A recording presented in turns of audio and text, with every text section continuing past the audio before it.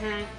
We don't have a plush tank. I think we've complained about this every time we've ever streamed Advance Wars, really. Kind of a plush soldier. I should get a plush, the Mega Man enemy. That's just the helmet. Met. Met. A plush Met. A plush Met. Okay. Yep. Hey, last time I did the corgi because that was like the closest thing I had to a tank. What a sentence. I feel like in Wargroove. Yes, in Wargroove there's a dog CO.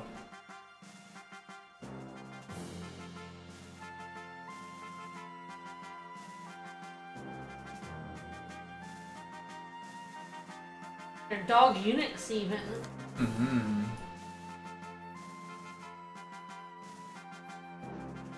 Doggy lads.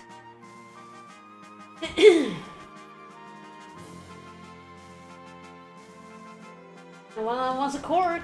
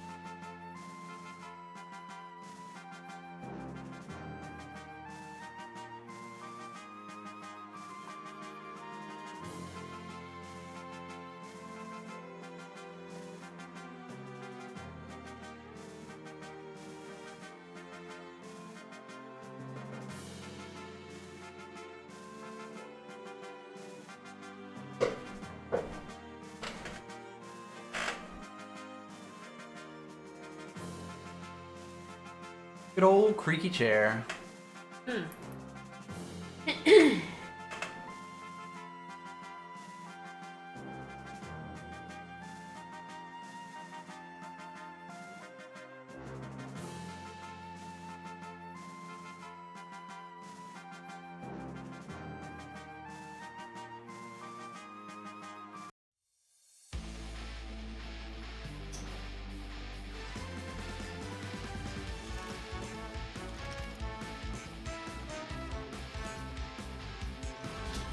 This is such a funny little opening.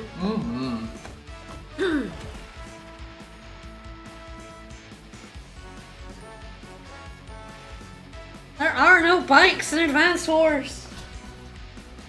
Yet. Not until the apocalypse. And even then, I think there are more bikes, right? And you get off that bike. Infantry walk, baby. Come on. Yeah, but he's a CEO. He's in the officer corps. I don't know. Officers aren't a unit. They don't have Exactly, a they get vehicle. special treatment. Then what vehicle should he? I guess maybe he can have a bike then. He wants that to be a special CO vehicle.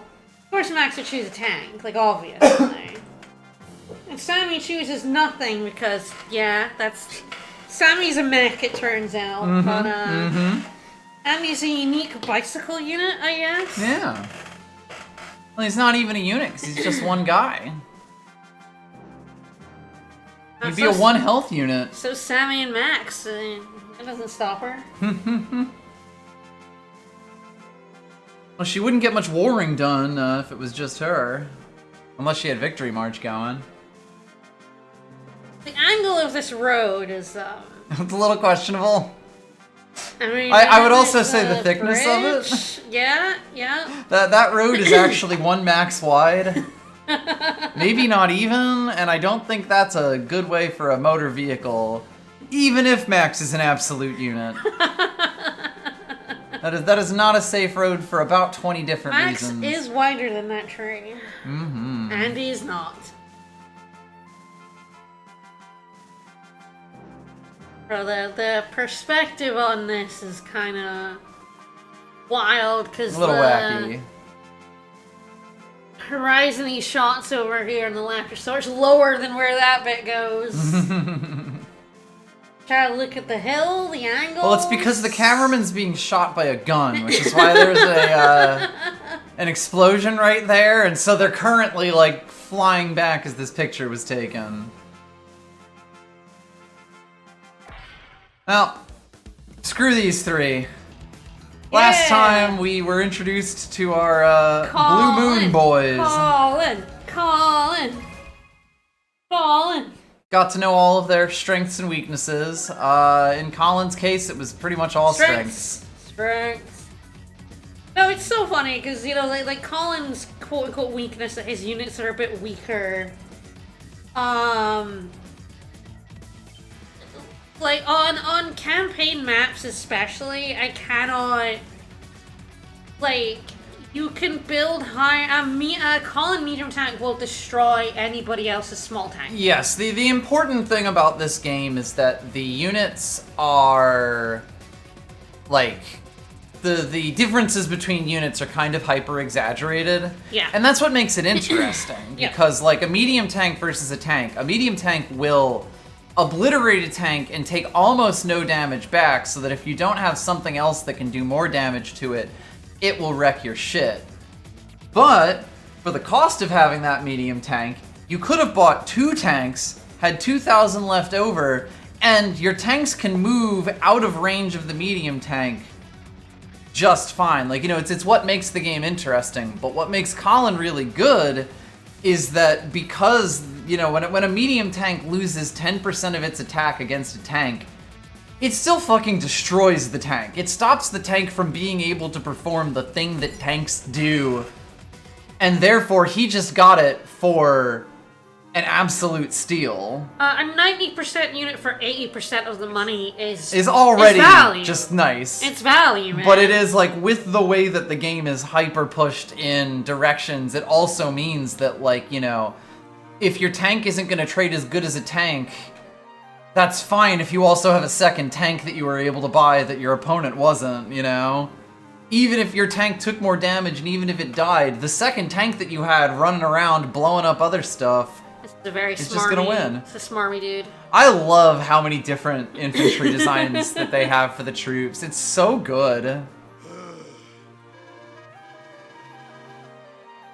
They want to take all your land, buddy. Okay. What?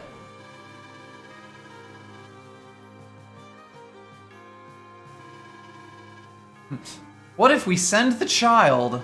Send the child! Send the danger child! Send our best CO! Our forces can arrive there before long, but it may be a trap. We can't be careless. Let's send the child! We cannot be careless. Let's give them our most losable CO.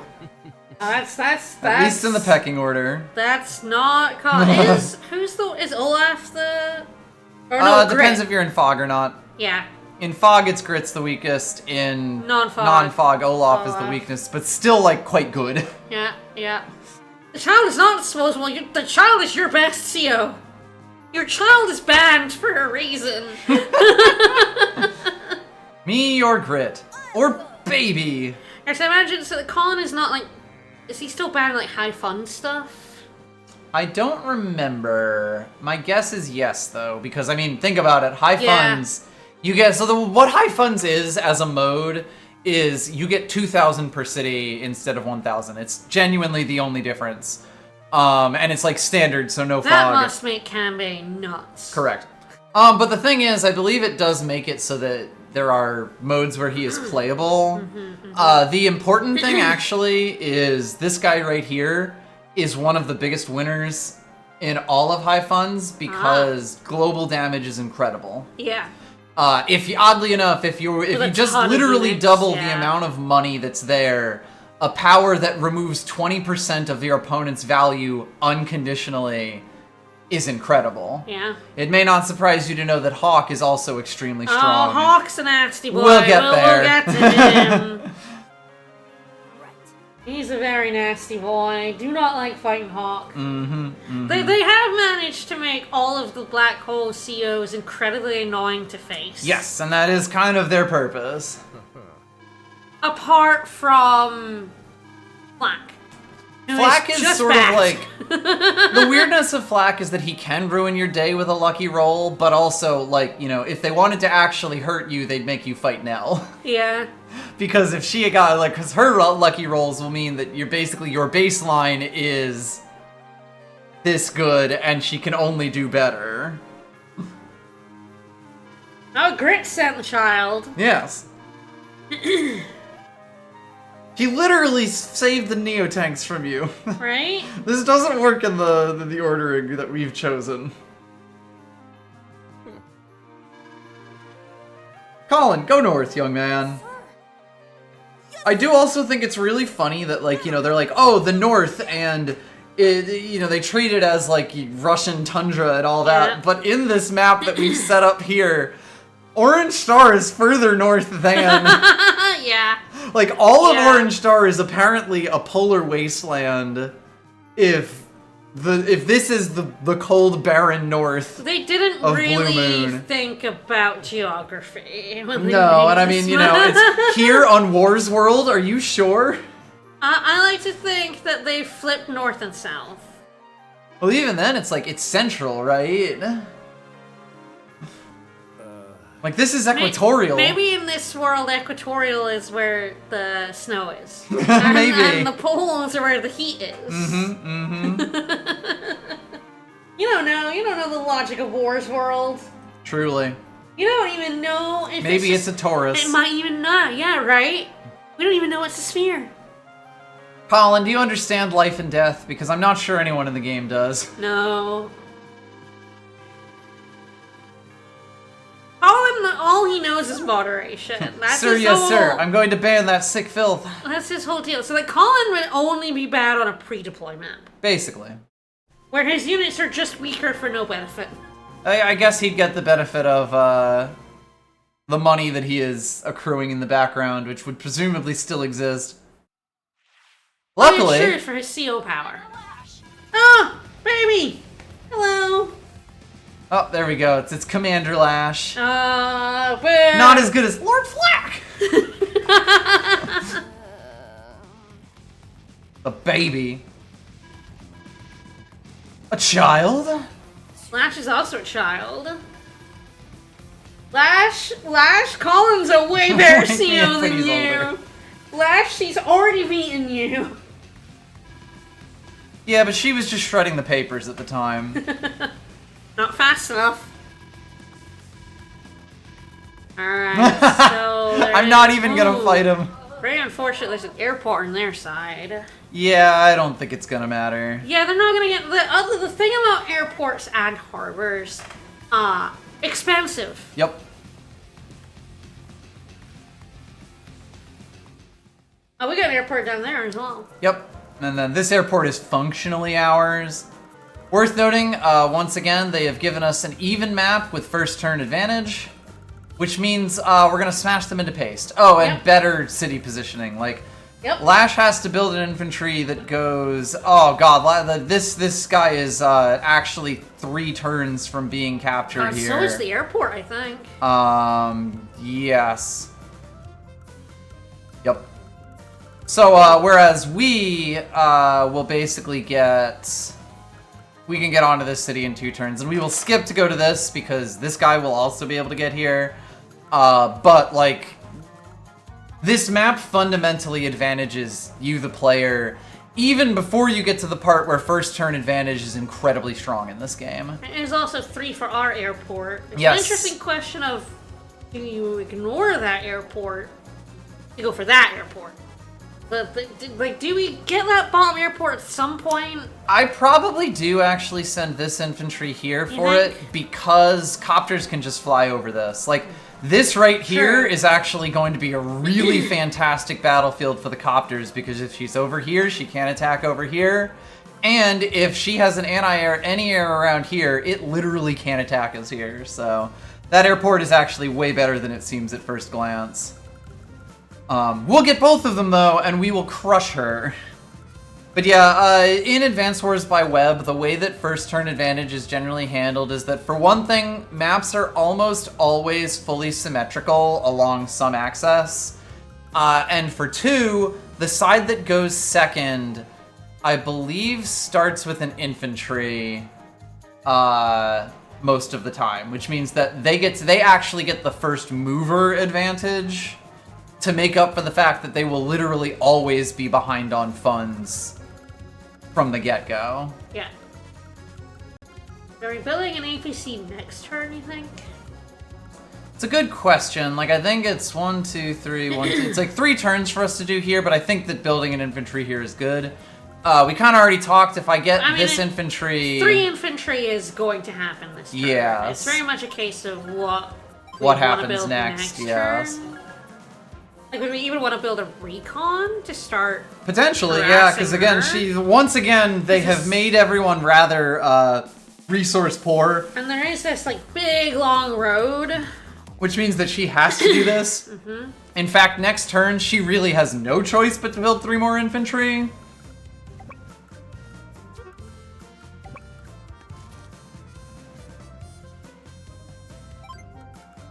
It's kind of like, is there any other place I could go that leads to a better thing? And not really.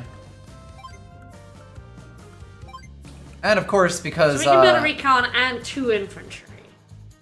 Yes. If we want. And I think I do. One other, like, kind of rule of Advance Wars by Web that is somewhat less true in the games themselves is that, like, any turn that you don't build on a base is kind of a waste. Like, you know, building infantry and planning your turns, like, where you will buy less because you built an infantry instead, because you were building infantry out of all of your bases, is generally really good practice.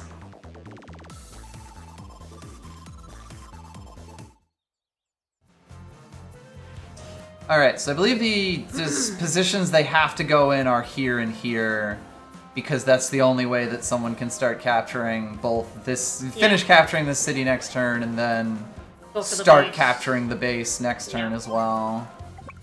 A recon just rolls on forward. Because the game also provided us with a straight road all the way along here, a recon is really strong. You can see she did base skip there. What's the recon range? Is it 8? Yes. In movement? Yeah, it actually covers both of those cities now. Yeah. That's what I was thinking. She'll get like a defense a buff for being on them, but it will not matter. Infantry will not do much to recon. Ah, yes, of course. Being on the river does let her start capturing that. Ooh, does she? Oh yeah, because like she goes through the forests. Yeah. Yep, they can go through the forest for 1. Alright, and so she did save some money, which means if she wants, she can build a tank next turn to scare away my recon. The thing is, if she does that, I've kind of functionally won. Like, she will be slowed down enough in the capture game that in a few turns, my economic advantage will be basically untouchable. Alright, so how much do we need for a tank next turn? 800.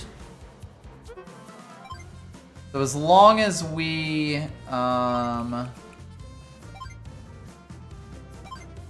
can only spend 3,200. 3,200, yeah. So there's another recon. There's a few infantry. I might just be triple infantry here. Not necessarily the most important thing again with the way the map is set up, but it does mean we can just throw a wall of meat in front of a lot of stuff, and like, I don't think that full skipping this turn really gets us access to anything. Yeah. Like, I would probably build an APC if it was feasible, and would be willing to base skip for that, but since it's too expensive, this works. Yeah, she's gonna start, but no matter where she builds a tank, like, if she builds a tank here, which my guess is she will. Nope, APC. Never fucking mind. She's, oh no. I'm gonna ruin her day. Because I can attack from the city, yeah. Oh. So now she's losing out on 2 properties. Oh, that's mean. Yep. You know, this is the kind of stuff that you just think through. Yeah, mistake. And again, like, she skipped to get that. Like, you know, she did not build another infantry last turn. When ultimately, when you look at this, like, she's got 2,000 funds available. She could have built infantry on both of these. Or she could have built an infantry last turn and left the other two blank so that she could buy an APC and still, like, it really is that, the turn order, obviously it's a very difficult problem. It's kind of hard to make a computer be able to do that in a generalized way.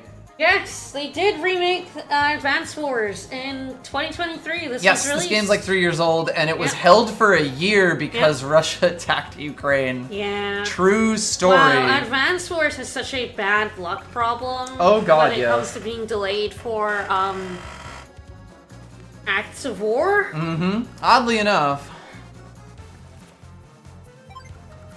Was it the original or was it 2 that was delayed because of, like, even 9/11? It would have been the original if it was 9/11. I think there was a delay in the original games. Mm-hmm.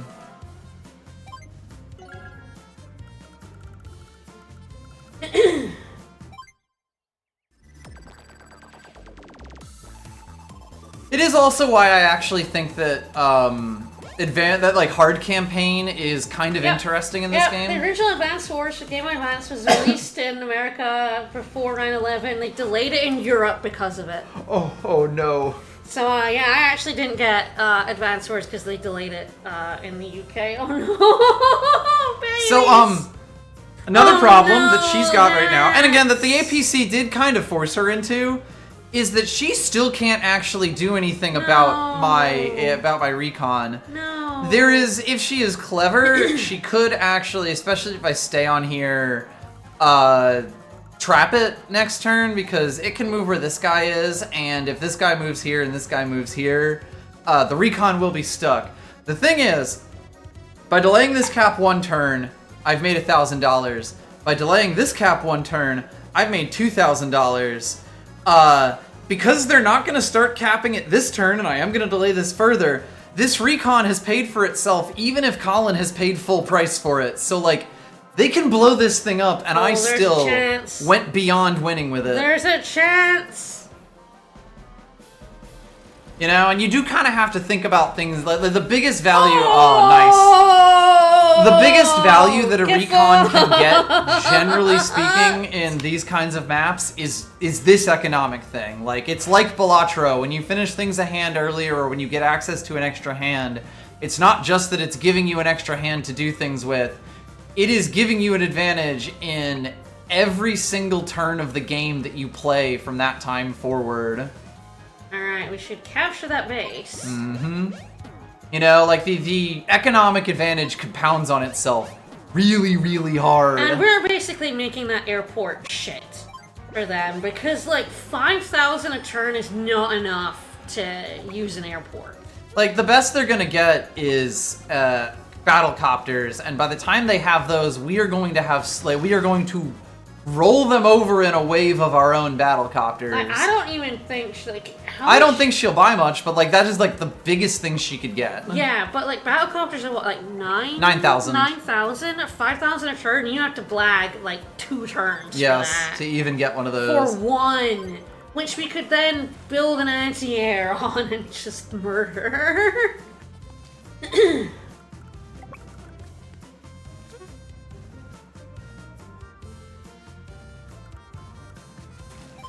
Weirdly, it's less of a roadblock if I do that. Like, he's gonna go here next turn, and then he'll kind of just be in the fray. Alright, so are we getting 7,000 a turn now? I believe so. Nice. Means we can buy our own battlecopter, which, Oh, yes. I feel like yes. The thing is, if we build a battlecopter, she'll be forced to choose between building tanks and anti-air. Anti-air cost more than tanks do. And if I have both battlecopters and tanks, I can pretty much just dictate the terms of everything, more or less. Alright, so it's 7,200 to buy a battlecopter. I'm pretty sure that's correct. So we just need 2,000 left over.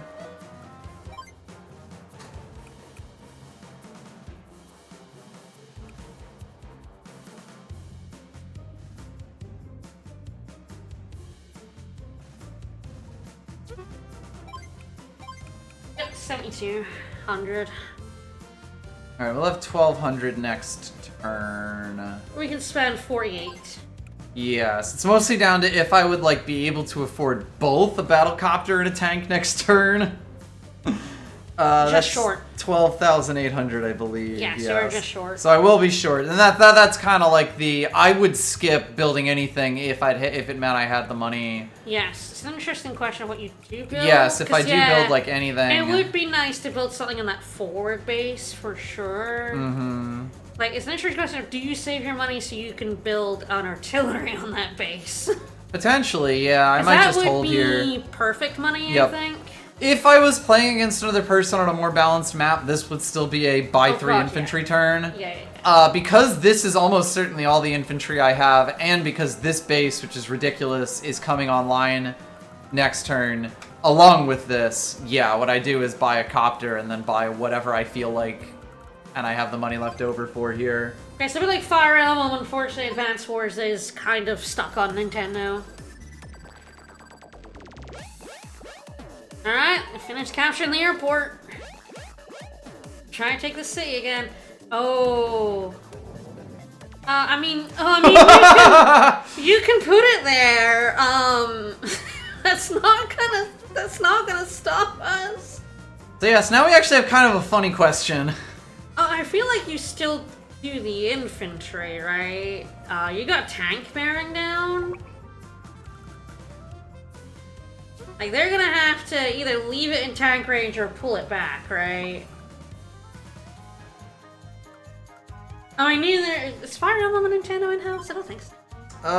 Same company as this, Intelligence Systems. The Intelligence System, yeah. Oh, which Fire is Emblem Advance Wars. ostensibly a separate company. Ostensibly, but Fire Emblem has, I don't think, ever released on. Yes, but else. is functionally a first-party Nintendo. Yes.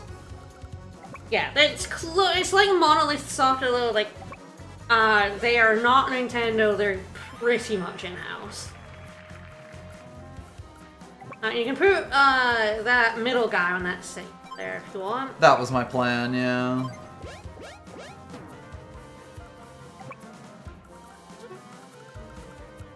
I feel like you fling that tank forward and you go, what's your artillery gonna do about it? And I think we delay this capture. What if she simply never had money? No. I mean, that's the thing. I think because she's got that airport up there, we strangle her and she can't build battlecopters. And we can, which is just sad. Yes, well, it did make some games for Bamco, but they're pretty much in-house now.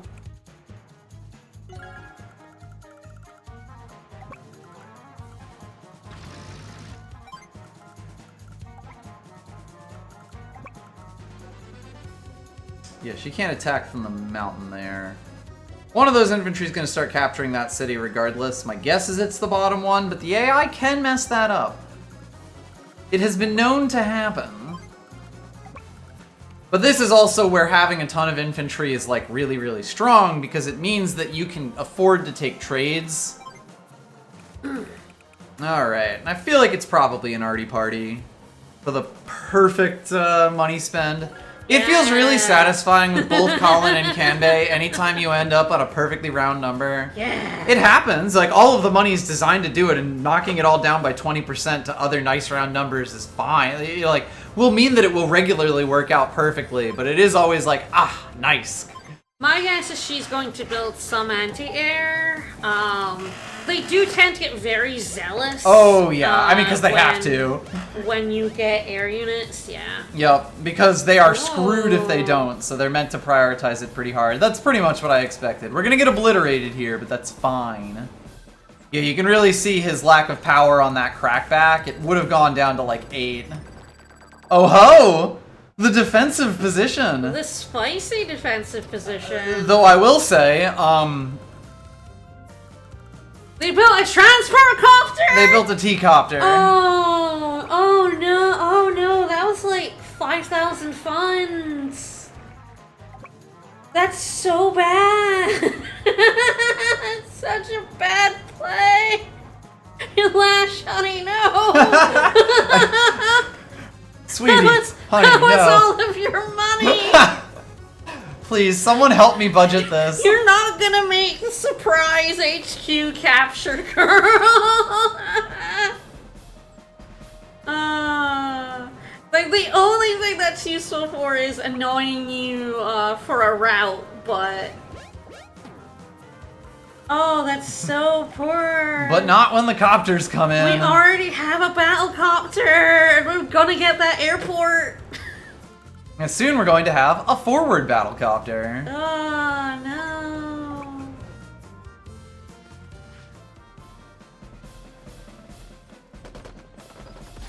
And here is where, you know, as long as Colin can still two-shot similar units, his units are, you know, not just as good, but more or less can get the job done, and that really is the most important part. Alright, so the recon I now think now is I going probably to attack him. Yes. Like, she has lost so much value from this city that this recon has paid for itself multiple times over. Yes.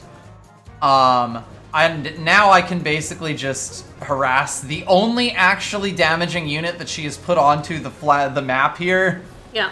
And to decide what we want to do. Normal campaign is mostly about bullying. With our tank.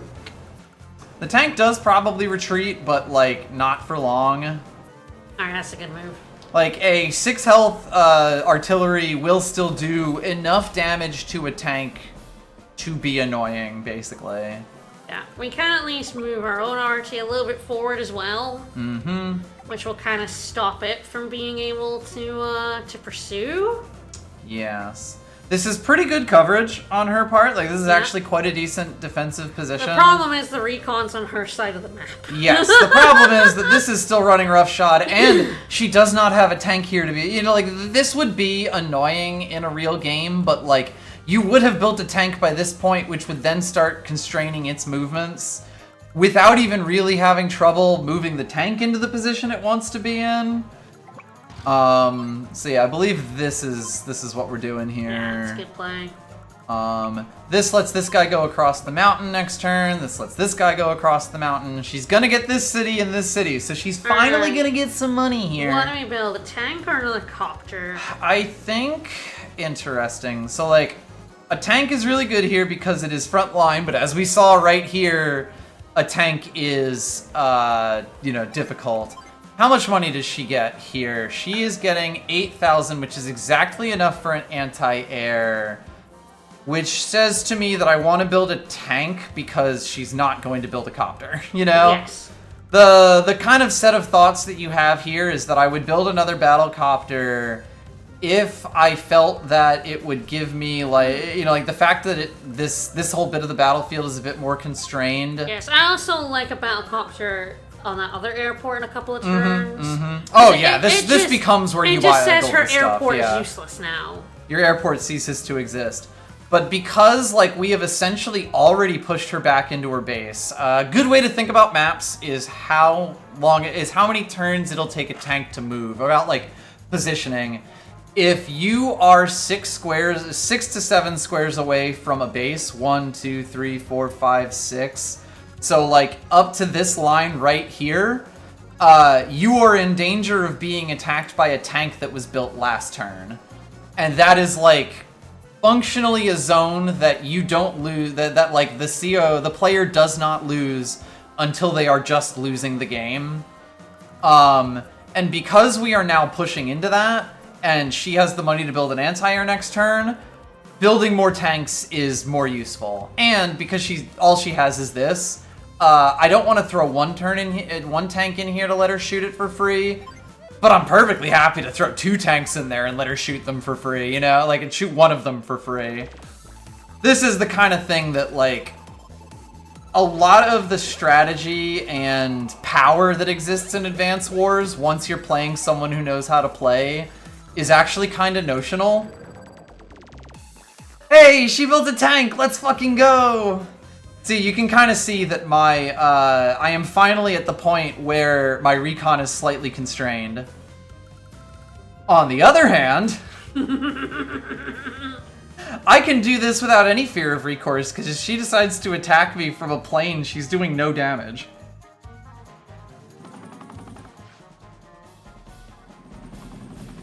This is why people who can make good battlecopters rule are very good, because battlecopters, like, they have hard counters, but the things that don't, when they aren't countered by things, I think that means your recon they're kind of screwed. Could kill that 6 health guy. I believe so, like, the yes. tank can't get to him anymore.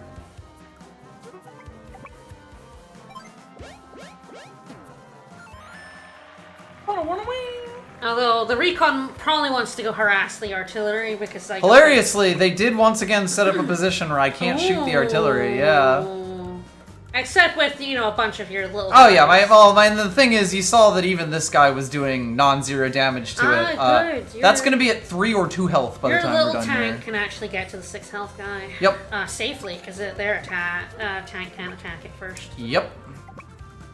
Oh yeah, at this point we have fully broken through and we are running roughshod. I say if you want to play Advanced Wars with other people, Advanced Wars by web, good shit. It is a fun little site that is, you know, does its best to hew this hilariously unbalanced game into a interesting competitive experience. And you have your guys start capturing. Do you think they'll take the attack on you? Decent chance.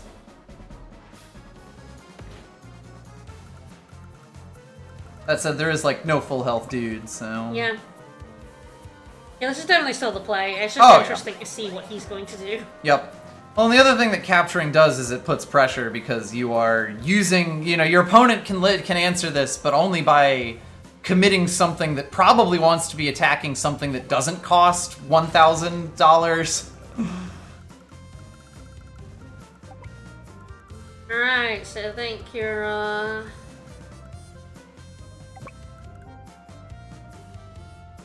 yeah, you're probably gonna have 2 infantry attack that artillery, right? Yes. That'll help.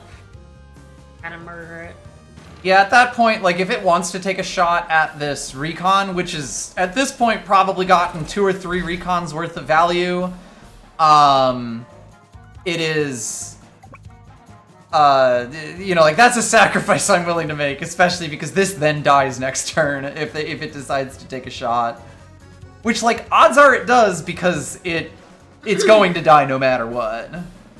It is now actually surrounded on all sides and has no means of escape.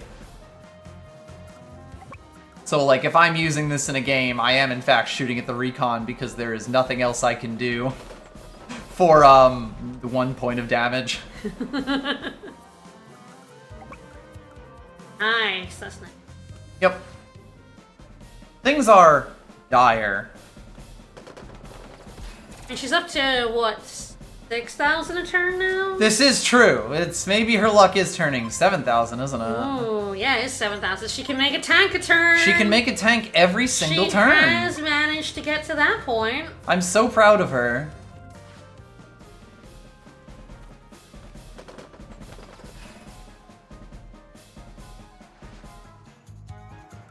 Interesting to see what we go for here. Route or capture, I think, as always.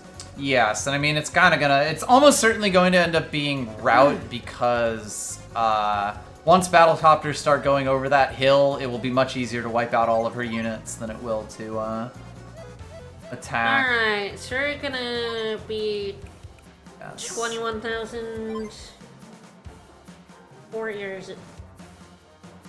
Are we 10,000 or 11,000 a turn? 10,000? 10,000. No, we got a lot of money we can spend. We could even build another battlecopter if we wanted. Yeah, it's like, I feel like next turn I would very much like to build a tank and a battlecopter, which is 12,000... 800, which means that I can afford to spend... 9,000-ish. Yes, which means I think a battlecopter is the move. That should leave me with enough money to build a battlecopter and a bank next turn. If not, it doesn't matter. we have won this map. It is just a question of when it finishes. Yeah, so the main thing I'm looking at is where that T-copter goes for I don't think we do, Lash. For the route. That's alright. Yeah. Okay. That's gonna go bad for you. Fascinating. Oh, she was happy about that. I guess it did more damage than it took. Ooh, So that is Lash with a 40% attack bonus. Yep. Onto something with 1 defense. They do slow down this capture. Which makes sense, it's kind of the only thing they can do. Not enough to matter. Built 1 infantry. They're building for something, I guess.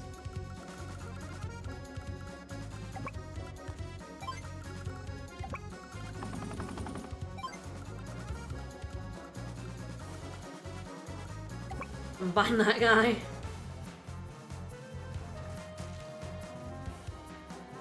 Probably not this turn.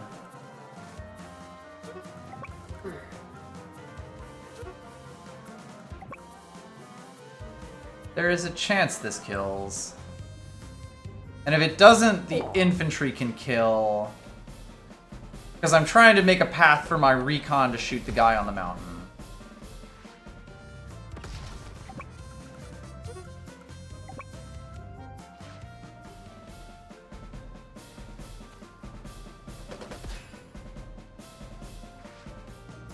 Recon movement is so interesting because, like, you know, costing 2 to go on planes means that, like, sometimes you will open things up in really surprising ways. Probably, yes. Especially because then I can have an infantry also attack it. Like, she is going to be quite scary on that with, you know, 40% defense and 40% attack up to pretty much anything except for other, like, vehicles and stuff. Oh, the battlecopter. It probably wants to murder that T-copter anyway. Yeah, it's kind of my Do thinking you there. Attack? Like thinking about... We don't really have to capture the airport, I guess just need to sit on it. Basically. So I was wondering if we wanted this guy to be last, so you'd have, like, full health, but... I don't think it'll make too much of a difference. The most important thing is just sitting on the airport. Yes, and we'll have a copter coming out from up there this turn, which means that anything that she builds, which can only possibly be a copter, a battle copter, or a transport copter. I feel like she must be saving up for like a battle copter or something, right? Yeah. I think she is screwed, to use the technical term. Honestly, if we were feeling fancy with it, yeah, fighter. I don't think we're feeling that fancy. That rather than the capture? If I could capture it this turn, I would have. But because I'm damaged and it's 2 turns, it's actually, I think, better to just free myself up.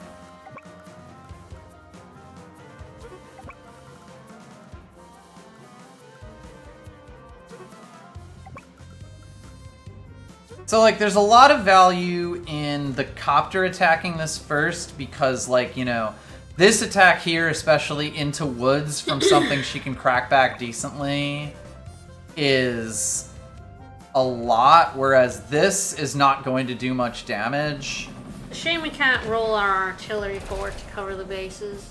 I don't think it's got enough move. Yes, not quite yet, but this will basically let it sit here and then all the infantry around here and all that will just die. And this guy is now trapped. Which is another very powerful thing to do. You cut off your opponent's escape, they might end up losing a unit that they did not really expect to. I like that. And yes, tanks do actually do decent damage to transport copters. Not the kind of damage that you would want a tank doing on the regular, but like, you know, that'll still do the job. We have not even gotten our first CO power. No.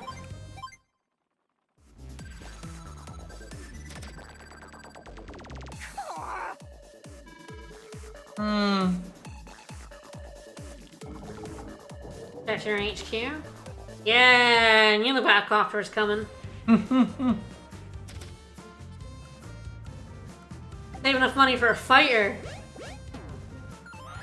There's an extremely salty battlecopter right there. 1, 2, 3, 4, 5, 6. Okay, so it had. This is the only thing that can attack it. But that's fine. So Yeah. what you tend to see, battlecopter versus battlecopter, especially because there is no terrain stars on the air, it is just like a swingier version of tank versus tank, where when the first one attacks, it tends to do quite well. Now, granted, because she is on an airport, she's going to heal too, which actually means that she will be advantaged in this situation. But We do have a second one. we have a second build one. Another one. We're gonna have a third one. So basically, like, you know, there's not really any winning here for them. We're gonna take this down to 6 health, and then or to 4 health, and then it's gonna go up to 6 health. Where my 8 health battlecopter is still bigger than it. You know, this kind of thing is, and that is with like attack down. 9 to 3 is a perfectly normal spread to see. It's also interesting because I feel like we do fling our infantry forward here. Oh yeah. Can you combine that? No, that 1 health can't get on the mountain. Not you quite. Combine it no. with the 7. But I can combine it with the 7. Yeah, I think that's worth doing, and then flinging them both forward because it may to get the bloodlust. Yes, it's worth noting you cannot move once you've joined, Yes. but that is fine. Anyway, it has kind of put together my, or kind of bottled my battlecopter in here, but that won't last for long. No, and we can at least artillery cannot attack air units. Yep, yeah, you can see we cannot hit this. I'd probably do this one. Yeah, sure. Other battlecopter can, like, either the tank can move, or I could go for this APC. Yeah. Yeah, it's definitely interesting exactly the how we're moving things along here. But I think it's this. Yeah, when your upper tank can kill this, then like a tank and the artillery can kill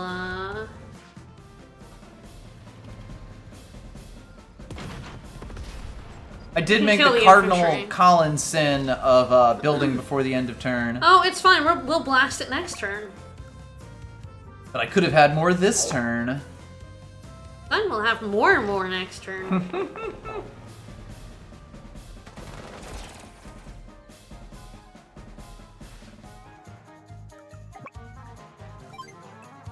And that kind of, like, we can move our battlecopter. We probably, like, attack the T-copter from above, right? Correct, because that will make it cover the airport. Yep. Well, It essentially also, throws this. Also, I think you keep capturing, right? Or do you start I don't think I need to. capturing- If it was an enemy city, I think it would make more sense, because that's a bigger swing. Yeah, I'm wondering, do you start capturing their enemy city then? 'Cause- That's probably not a bad idea. That has a decent chance of making them come attack me. And it is a 3-turn capture. Yeah. So yeah, battlecopters destroy T-copters. Yep. Why the decision to make when we had a battlecopter on the field is fascinating. Oh yeah, bold, spicy, some might say. Picante. Alright, where can this recon go?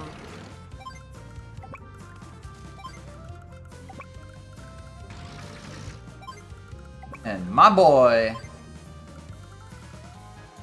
who was actually quite useful because this battlecopter more or less finished off what little front she was able to build. I think I will just skip this turn. Yes, and so we have more money for our power next turn. Yep. Let's play. So another thing to know about Lash that is not necessarily obvious at the start, her battlecopters are actually kind of bad. Yeah. And the reason for that is that they don't get her bonus from, like, you know, they don't get terrain bonuses, so they can never get her attack up bonus. So yeah, you can see she won that exchange, but at what cost? This is just a bad attack. Ain't no sugarcoating this. This is, I'm about to throw all my infant. Man, if you're gonna make the first one, why would you not then start making the other ones? Excuse me. One infantry. All right, let's blast our power. This will also give us defense. Duty. Duty.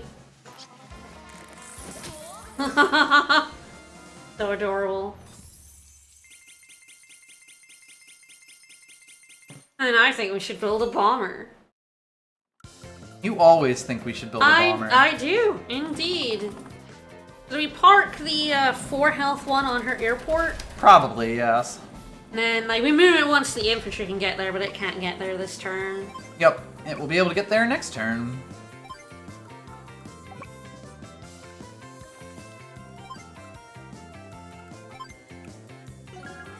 Bomber, bomber, bomber. One of those infantry is very, very dead.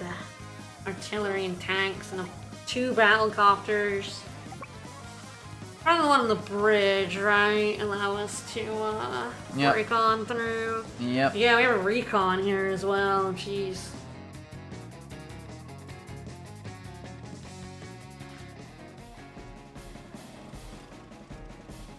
Oh, Colin unfortunately is rich, so he is up against the wall. Oh, yeah. But, you know.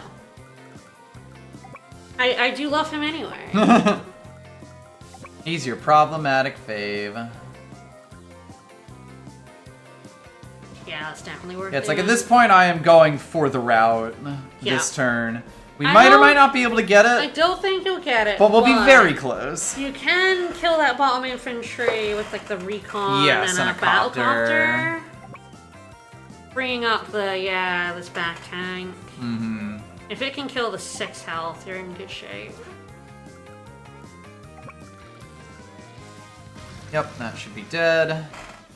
The infantry below this is the one that's gonna live. Yeah. And I don't think there was a set of constraints that could solve that.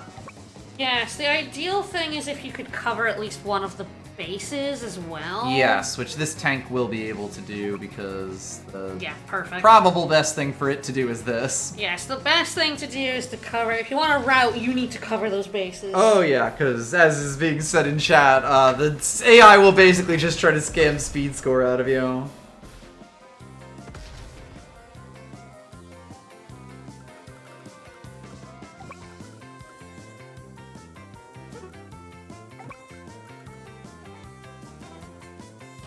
Ah, the music.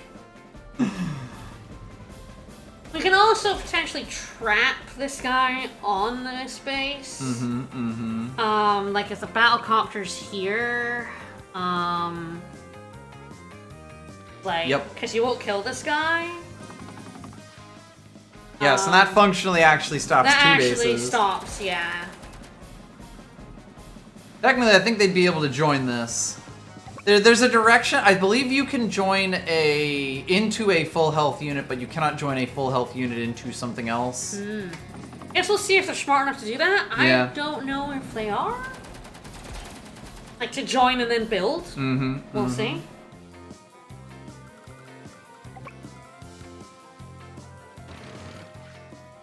I think this has a decent chance of living. Yeah, that's fine.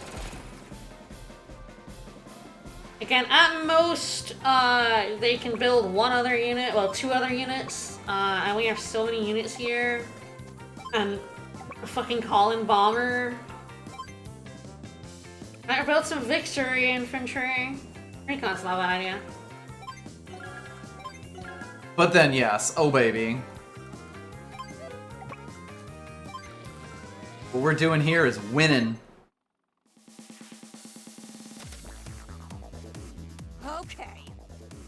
Yar. You're driving me nuts. Yes, they are not. They are not smart enough to combine so they can build.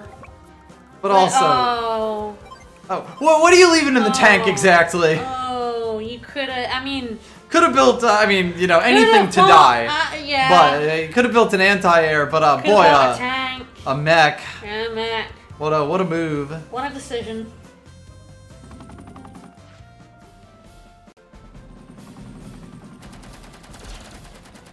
Yes, battlecopters are better against infantry than tank guns are.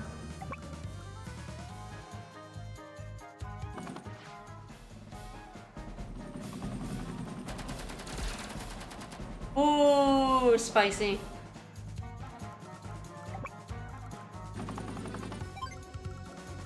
I don't need to do this, but I do want to. And that's just as important. Your artillery can kill that 1 health guy, which is nice. Gives it something to do. Yep.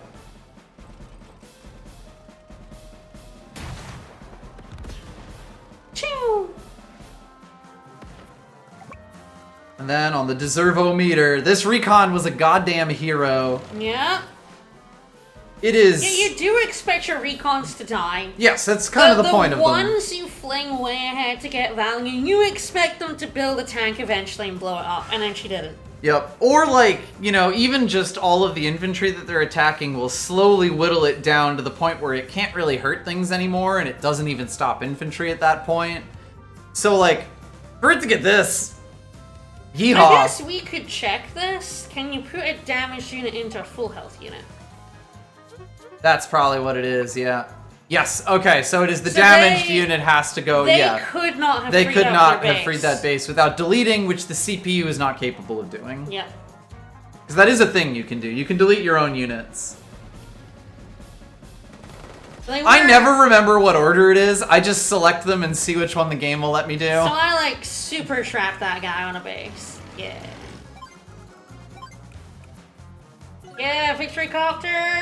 Did we lose a unit? No, I don't believe so. This is hot dogging for sure.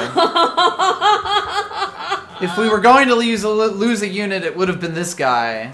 And it just we never also had happened. a 1 health infantry at one point. Yes, he joined into this guy here, who we yeah. turned into 8 health and then turned into a full health. She could have made an attack with Phil unit and join the damage unit. Yes, she could have done that. Yep, that could have worked I don't think too. the AI could ever think of No, that. I don't believe it would consider that. It will join, but it will not create conditions to join. Yeah. There's also things with, like, the order that AI considers moving things is not optimal, because the optimal order for moving things is almost certainly an NP hard problem. I also think if you're playing up against a player who could do that, they would have conceded by this point. Oh god, yes. Games don't really get to this unless someone's being an ass. Yeah. It's a nice boot camp upstate. It's true, I'm sorry.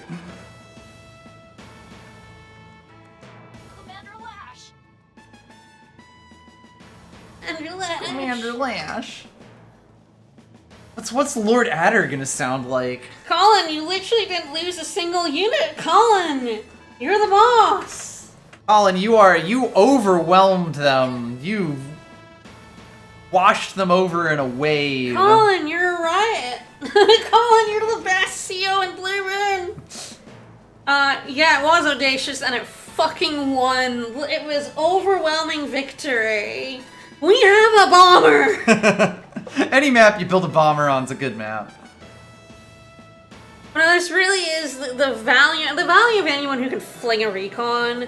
But like Colin is so good at it because he doesn't lose. It doesn't even cost him that much. No, he doesn't lose like much economy or turn economy doing so. He loses basically 3 infantry buys. Like it's 4 of his infantry buys, but like you're still getting 1,000 from every city. So like 3 infantry buys worth of cities is kind of how you have to think about them.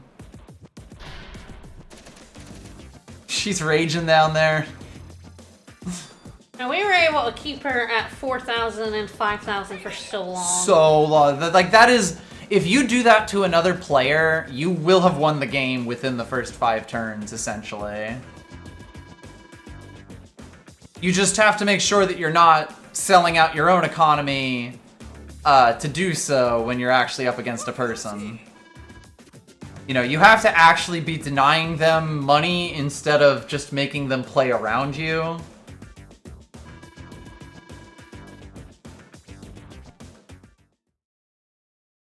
And of course, the design of the map factors in very heavily to all of the decisions related to that. Alright, so we've got 13, 15, and 14. Don't worry about it. I guess 12 was a Neo-Tanks? 12 is Neo-Tanks, yes. Sorry, Neo-Tanks? Neo-Tank? You get a very emphatic tanks, and then a rather confused Neo-Tanks? The Neo and their tanks? Alright, what's 13? E minus 15. Alright. I believe 2 Week Test is a very fun map. But yes, Flak is not done because you basically will be playing a rotation of COs for like all of... playing against them for all of Blue Moon and Gold Comet. Oh my gosh! Commander Olaf! Look at that thing! It's... Monty Python's Flying Circus.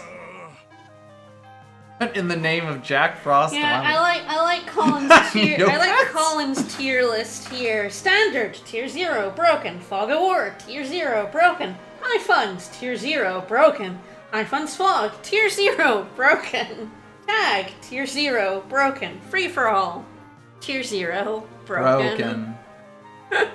Yeah, it's the big thing, like, in High Funds, the biggest limiter is kind of your amount of money, and so if you're getting 50% more on your double the base value of money, like, you are just filling the field with bombers and Neo-Tanks and Mega-Tanks.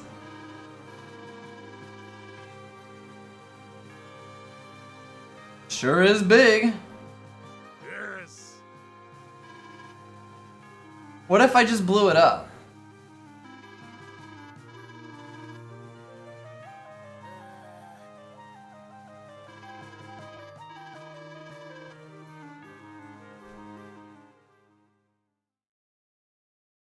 Oh no, a particularly evil tactic is to do a double Gold Rush, saving enough power for 2 uses of Gold Rush, then using it for 2 consecutive turns. Correct. Buying only infantry on the first. Doing that usually get you enough cash to buy at least a Beecham tank on every base. All but ending the game, if not against another broken CO. Yep. It's so evil. Because that compounds. Oh right, this is the map Yes. where Olaf's a dummy! Yep. Big old dummy! Oh, hey What Andy. the? So it is all. This is also the map that introduces the double COs. This ends up complicating the game more than you might expect. Yes, there are only a handful of COs that can double CO because you have to be able to Hold more of your power, Yes. buy a because like it's not, you know, you pay 2 stars for it, but then the next CO power that you do costs more. like I think it's 20% more, which means you have to be able to hold more than 3 powers worth in it. And it's also why, like, the fact that his power costs 2, that his base power costs 2 is ridiculous. Broken. It really should cost more than that. Andy, here, help. Sad boy. You know, because, like, every pip of the bar that you're doing costs 20% more every time you I mean, use you it. might need help. You've kind of fucked yourself. Makes sense? Huh. Neat. Yeah, we just build more, though. Inconceivable. Just get Colin and we'll build more. Don't ask me, I'm just the messenger.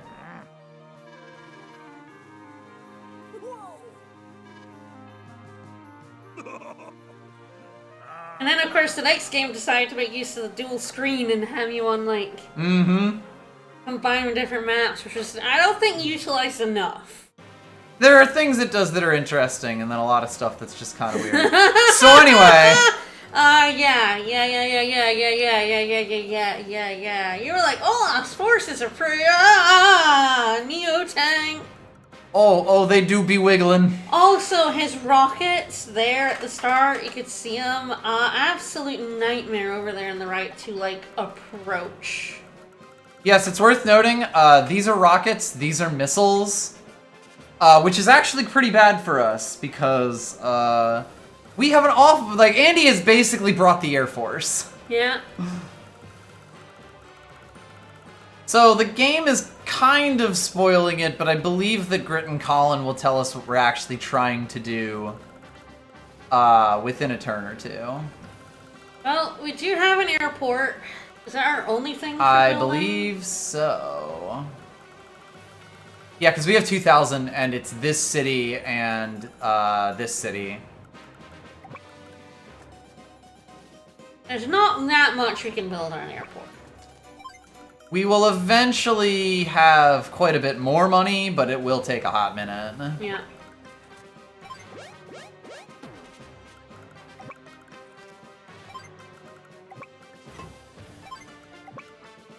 Also worth noting, because we do not have any bases, the infantry we have are precious and beloved.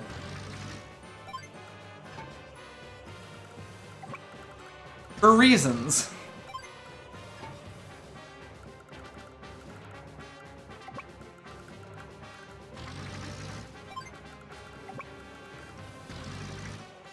Yes, we wanna... The thing is, those rockets cover the breakpoints. So we kind of have to hit them with our own artillery that aren't right next to the seams. And our rocket... Yeah, it's gonna take a couple of turns before we're able to indirect. Next turn, it will at least be in range of it. Yeah. Yeah, that's right. Or at least acceptable. We can also hopefully move these rockets we have here into a good position. Yes, so this is, these are missiles. These are Blue Moon missiles. And you can really, the reason rockets are not great, Yeah. like, on top of being quite expensive, 15K, tire movement is so bad. What is an airport? We just don't know. Oh, hang on, is that in range? No. But I will check. Oh, yeah. Because yes, it is just far enough that I was like, is that close enough? But yeah, it's this line. This is the line that I am coming right up to here. Yeah, missiles suffer from the same thing as rockets. Bugger all movement. Which, when you're an anti-air thing, pain in the butt. Yep. It means that a lot of aerial units can just kind of maneuver around. Like, missiles are decent enough for, like rockets, like, forcing your opponent to, like, maneuver around you. Yes, they are aerial denial first because of the way that they're forced to move. But they're not very good at actually blowing up any air units. Unless someone has to leave it within range. They're very good at denying airports. Yes, they're very good at denying airports and even just denying space for, like, expensive units, you know? Like, the biggest upside that aerial units have is that they can move wherever they want. And by denying that, you do have a lot of power. It's why the fact that an anti-air costs 1,000 less than a copter is pivotal to how useful they are. So can they build anything? Yes. They have a base right here. Now, granted, good luck getting literally any value out of it. They can build just fine, it's just it really isn't relevant to, like, the map. Yeah, so definitely want our anti-air unit, our missiles, to kind of go down. Yes, because the only air units that they have are down here. So, like, I debated moving the missiles to here, but it's kind of 6.5 dozen. 6.5 dozen. When there's literally no roads. This is a weird map. Anyway. Also, your COs take turns. Yes, this is actually a really important thing.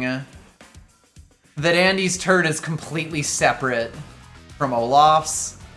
And Olaf's has to happen first. Yeah, so I think, can you load blue units into, like, the red anti? I don't think so. I believe that the only reason this is here is so that these don't run out of fuel. Alright, so funnily enough, there are no aerial units, or like no anti-air units in this bit up here. The only thing we have to worry about is whatever this missile gets up to. Also, I don't know if they'll have changed it for this game, but I would be surprised if they did. AI will literally never attack pipe seams, even if it would help them get to you. So yes, the only thing we have to do to fear is anti-air itself. So as long as we're not leaving units in that zone, we're fine.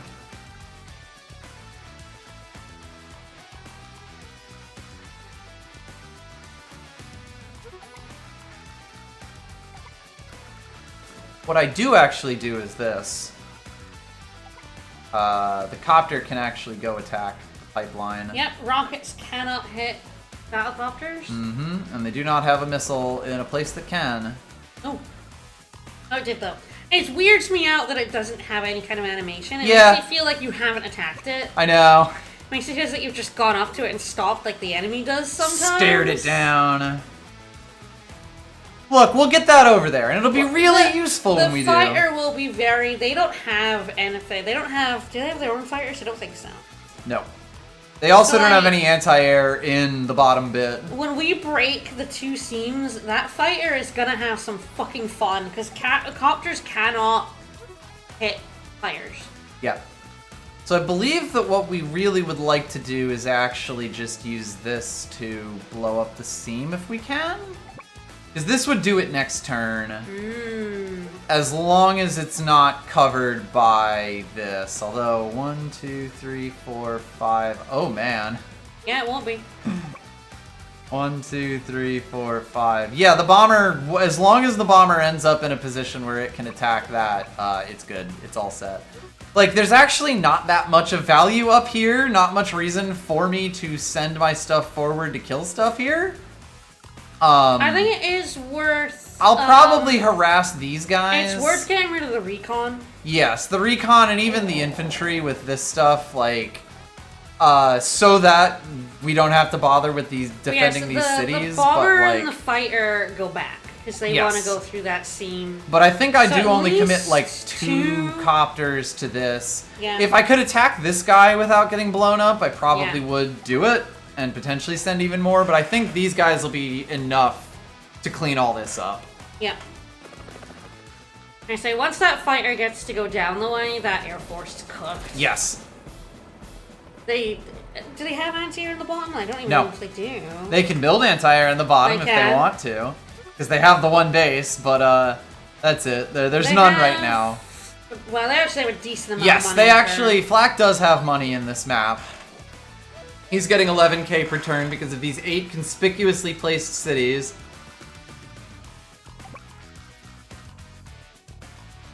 But yes, I think this one goes forward and we just kind of mop this force up. And maybe even draw those missiles further away from the center. But the rest of the stuff is 100% going all the way over to blow up that pipe seam.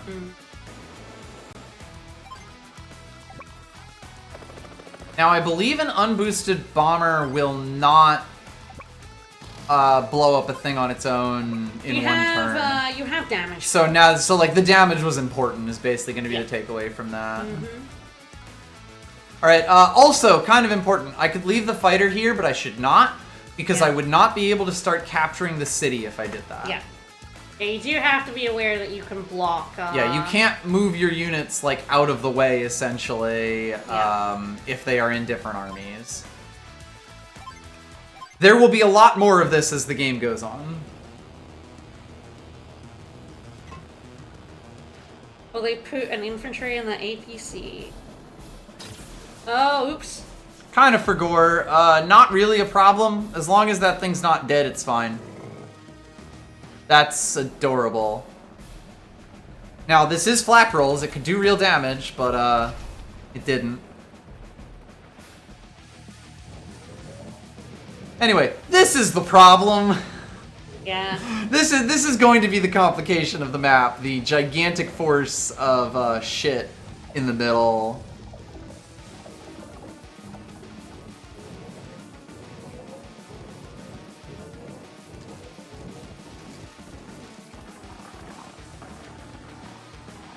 What they built. A dude. I'm not sure about their dude choice. There's cities to grab. Well, that's great, Grit.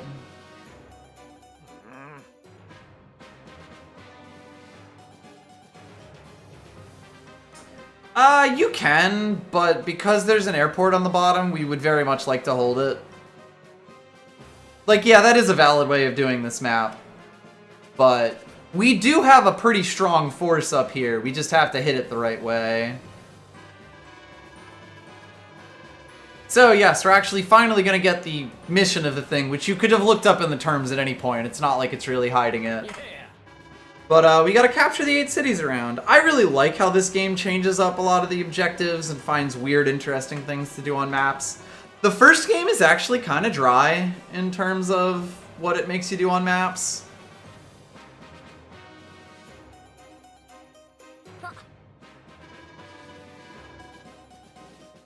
Nell told me that shit.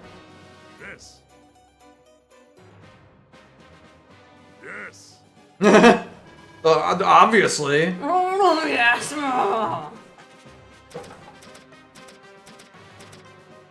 Alright, most important thing to be aware of here is that his artillery are in tank range. Vroom vroom, motherfucker.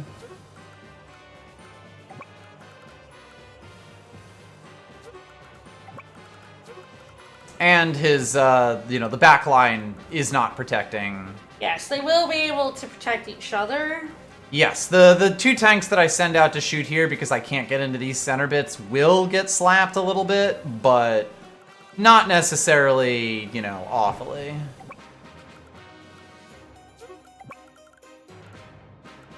These will go down to 6 health after the refuel. Which is still pretty reasonable for rockets.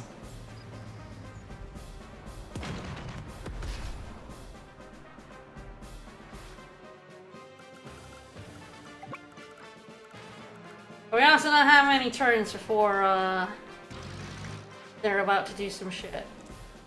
Yes, we extremely need to blow these pipelines up to be able to stop the massive force in the center. The map's pretty good at, forcing you to do shit, basically. 1, 2, 3, 4, 5. Yeah, so when I move this here, this will be able to shoot this pipeline. And that should be enough to blow it up as well. Because, yeah, medium tanks are actually quite good against pipelines. I also don't really mind moving into these rockets. Into these rocket ranges. With everything, because he can only take so many shots. Do you even blow up this pipe with a battlecopter so that your bomber can... Yeah, that's probably a good idea. If I take this shot here, the battlecopter will be able to finish it. How much move do anti-airs get? 6. Yeah, so fortunate that a bomber attacking the rocket would get cracked back pretty hard. Yep. But it is useful to have them out and about. Oh yeah, I mean, once the bomber's out, like, the big thing about this map from, like, Flack's perspective is that there are some massive choke points on here, and if we get some anti-air, even, like, around here, he really won't be able to do much about it. Alright, so there's actually a world where I do want my rockets here just so that they can be as far forward as possible. This guy just starts capturing this city instead. Yeah, sounds good.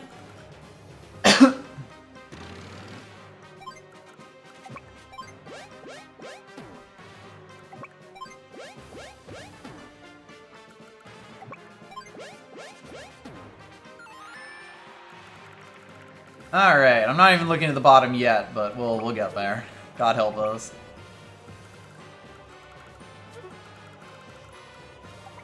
Yeah, you can fling them pretty far forward if the rockets... Basically just the up. rockets have a plethora of targets. Oh for yeah. them. They can already shoot medium tanks if they want. It's really just making sure that the back rockets don't have the ability to hit them. Woo. Meanwhile... Alright, so as has been mentioned, bombers will really mess up anti-airs. But copters don't really give a, really are not a problem. And importantly, they can't stop us from capturing this, even with their most forward bomber and copter. So the way that you position anti-airs is 1 square away from bomber annihilation, because that blocks the bombers from being able to move the furthest. And now bombers can slowly push back copter or anti-air by creeping just outside of their range, but because a bomber costs 3 anti-airs, it's not really super valid as a strat. Like, I think I do just chill here. Go on the planes for a little bit of defense. No, if he wants to corral attack me bomber. with those copters, they'll die.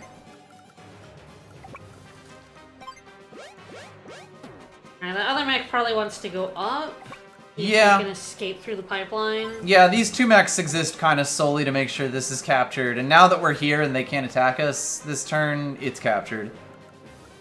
Alright, yeah, it's probably just into the forest. It's like, it's kind of weird, because this is not all that useful until he actually starts jamming units down this little tube, but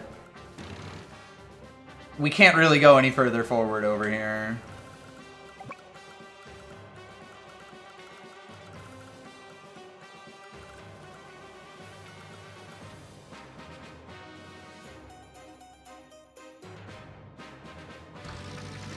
But yes, the fun part is the AI is not even going to consider this fighter, who is going to move either here or here on his turn, and that means that it will be able to, the next turn, slam into one of these bombers almost guaranteed.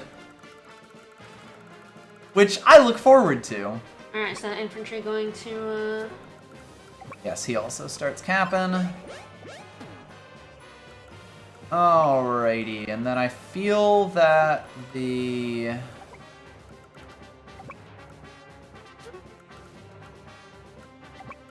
APCs are gonna chill like here, because their whole purpose is gonna be to bury these guys once they've finished capping. And it's probably tanks that I want going through first before anti-air. Also worth noting, on a map where the enemy has this many units pre-deployed, Olaf's superpower is incredible. okay, we'll get there. With the amount of damage that we're gonna have to do, there's a non-zero chance. Alright, Andy, battlecopter it up. Datacopter.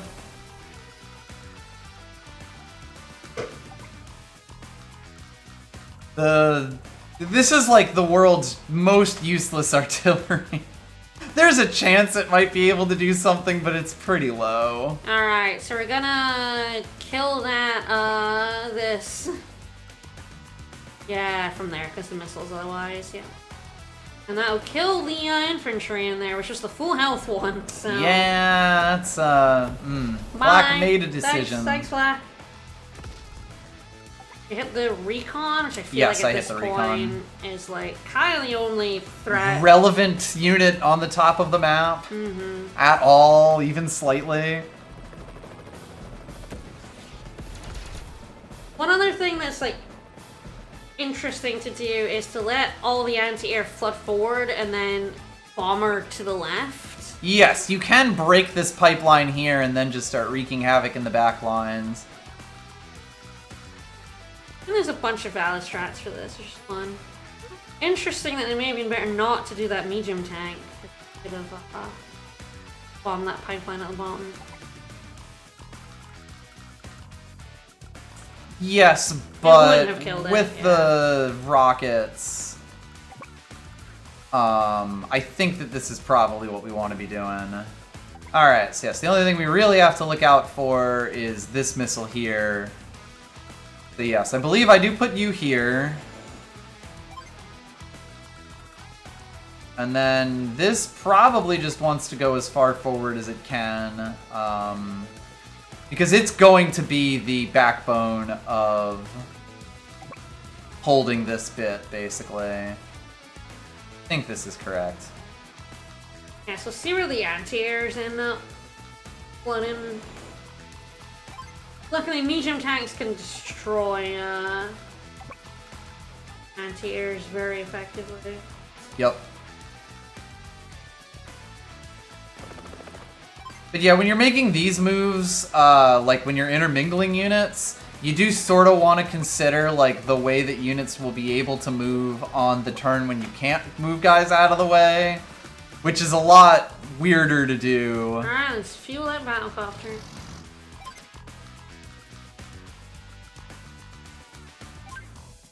Yeah, one thing you will notice is that this also won't supply allied units. Alright, this is where things get interesting, but also the medium tanks will be able to provide cover for pretty much all the aerial units. The rockets, unsurprisingly, go for the small tanks, which is fine. Like, yeah, you did 6 damage to that, and also you're gonna die next turn. Great job. Yeah, the medium tanks are definitely gonna gum up the works here. Yep. Because the only threat to those are their medium tanks. And their rockets.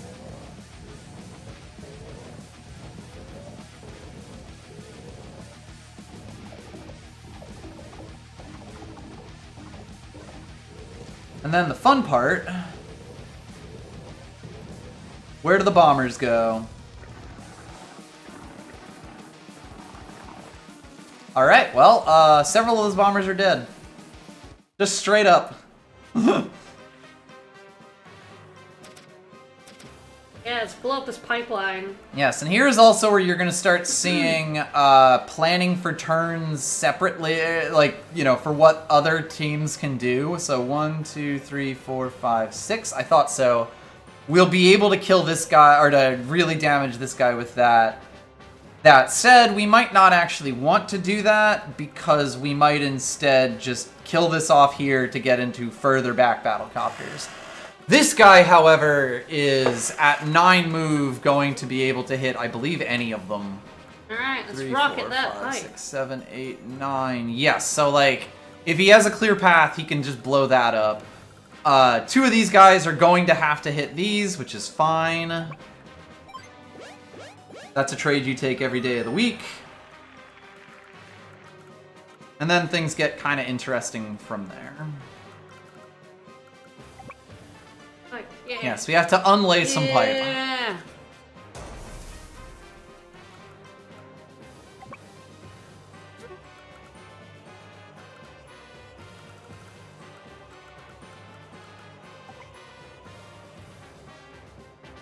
Yeah, unfortunately. Yes, something is going to get shot by missiles.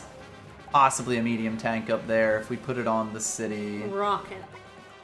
Luckily, this bottom one's not. But the bottom one is protected. actually fucked. So you can actually, like, you know, like, medium tank it, then sit a medium tank on here and be like, what the fuck are you gonna do about it? Yep. Yes, this is definitely going to be one of the first turns where things get, like, interesting.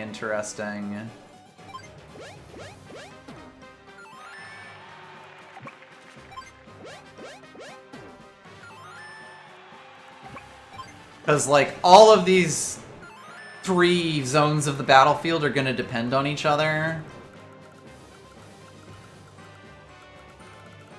1, 2, 3, 4, 5. So I think the strategy is going to be medium tank, kill off this thing, and then just go, well, what are you going to do about it? Yeah, go into the gap, dummy. Yeah, the We will even actually be able to put our Oh, nice, yeah. rockets here, and I think that is where they want to be, because that will then let us start actually pushing into that side as well. Can your artillery get in that forest? And that is Yeah, that's also that's very fantastic spicy. for it. Yep. Because, yeah, it's like we're going to gum this up here, and he's going to fill it with units, and we are going to blow up those units and laugh at him. That's the plan. Alright. So all that remains is for us to implement yon plan. You could blow up this bottom one with the little tanks and then put a medium tank on Yeah, the and then city. just start shoving medium tanks Yeah. up his butt. Up his butt. It's the technical military term for it. Yep. Yeah, Andy's bomber is going to be crucial for fighting those medium tanks. Yeah, funnily enough, I don't believe it's going to be doing anything this turn. No, it's probably chilling. There's still too many missiles. It's definitely waiting for its chance to, like, wreak havoc on those mediums, which we don't have this big counter for. Yes, or if anything, open up the path for the copters to then be able to slam in. But, like, Andy's Air Force is not going to be able to do too much until we've really cleared out a lot The of them. anti-airs, yeah. Alright, well, we finally get some medium tank on tank violence, and it's about as violent as you expect, really.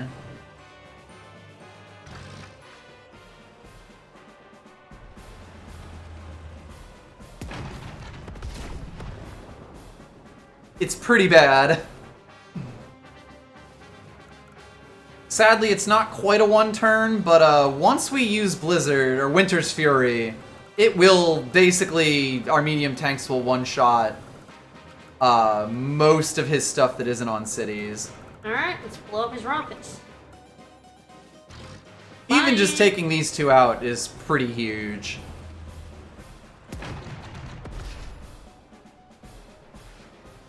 Oh, it's sitting on a medium tank just out of range. Mm-hmm.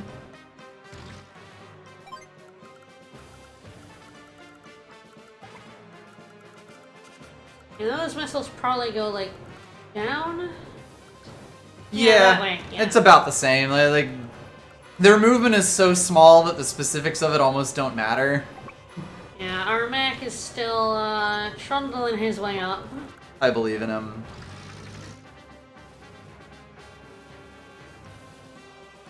Our anti-airs are trying to get down to the bottom, because they're not much use anywhere other than the bottom. Yeah, they would be okay against the anti-airs and good against these guys, but they're far enough back that, like...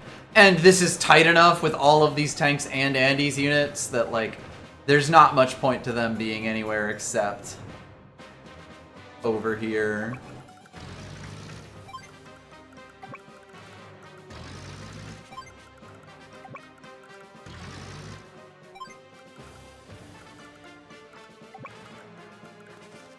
Alright, and then luckily for us, we're not even done wreaking destruction. APCs. Guess it doesn't. I will, I'll just kind of figure it out after the fun stuff. Yeah.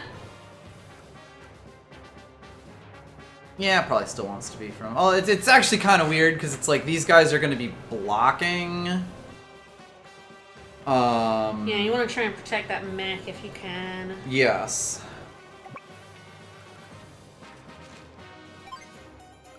Yeah, it's like, you kind of have to try to visualize what we're doing here.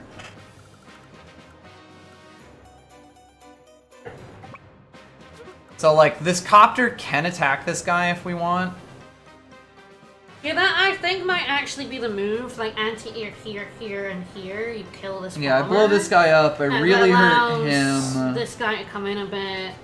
And It is then- interesting because if I can clear a path, I'd be able to attack that bomber with the fighter, although with the missiles covering it, that probably isn't the play. Yeah. Basically, this bomber is going to get an attack off on whatever it wants, but we have so much anti-air that after that happens, it's going to die. So Yeah. that's pretty much fine. And I feel like we're saving money for a bomber. Pretty much. There's like battlecopters could be useful on this map, but I feel like with their neo tanks and everything behind Yeah. it, bomber is like the best use of money there. yes, is the best use of our time and money. Alright. Yeah, I do feel like if we clog this, the bombers can't get to the rockets or the mech, which is useful. I know what I'm gonna do. I know what I'm gonna do. Alright, here we go. Check this shit out. Oh, that seems so good. There's so many good themes in this game. We'll eventually get to my favorite. Yeah, yep. That's next country, I think. Yep. Ooh, yeah, that's an interesting thing. Can the fighter go in there safely, or is it going to go for the front bomber? It's gonna hit the front bomber. And form a defensive line with a battlecopter and a fighter. Yep, this is now fully blocked. This guy gets to hit one of these two, like one of these three, and then he dies. There's like literally nothing else he can do. Yeah. Alright, and it is to the point where I actually am just totally fine to put this here. He, I don't believe, can kill this battlecopter, although I guess there's a chance. I would be surprised. Yeah, we're not quite at hyper repair, although with the damage we're about to be doing, we might be. It's mostly down to, I'd love to move this as aggressively as possible. If this copter dies, it's in kind of dire straits. You just move it into the forest? But also, I think it's still in dire straits if the copter dies there as well, so... It's kind of if I have faith that an Andy copter will do enough damage to this guy and that it doesn't take much damage back, and then therefore can't be killed by a full health one. And I think that's true? I mean, Flax almost certainly got his superpower, right? He will after this. Yeah, if anything, all the damage we're doing. Alright, so we're rolling the bones kind of no matter what. Yeah. Which is fine. I think that's what we want to do. There. Alright. One thing I could hypothetically do is Blizzard now to blunt his power because he'd have, like, it'd lower his movement. But that said, the spot that's most dangerous is here, and snow does not lower road or city movement, so Yeah. not much reason. And we really want that global power. The superpower is so Yeah. good. Anyway, this fighter is literally uncontested, Yes. and fighters straight up kill bombers unless they are debuffed. Yep. So, like, there is literally nothing that can attack this fighter Yep. where it is right now. The only thing that is even in a potential position to do so eventually is that. Then, because I moved this here, we get a pretty sexy attack on this. See, that shouldn't get one shot unless Flak hits it with a full health one and high rolls. We'll see.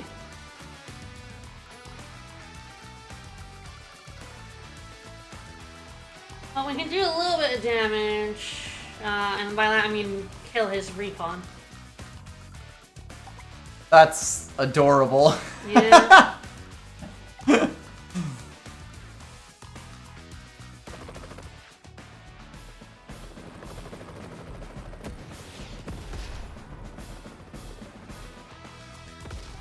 Then at this point, honestly, these copters probably do just hang around here, start blowing up this back pipeline. Yes, my wonder is if, yeah, you start taking that. It'll be pretty slow, it'll probably not be relevant, but if they do break through... I don't think they're all that relevant. Exactly, right. like that it'll take them so long to get over here, and it's already so crowded over here that I don't think it'll make much of a difference. Should move that APC and refuel that bomber. Yep, yep.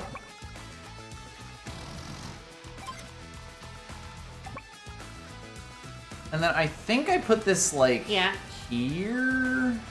Oh, this is not in range of that missile. Yeah, that is true. I believe it will be. Good call.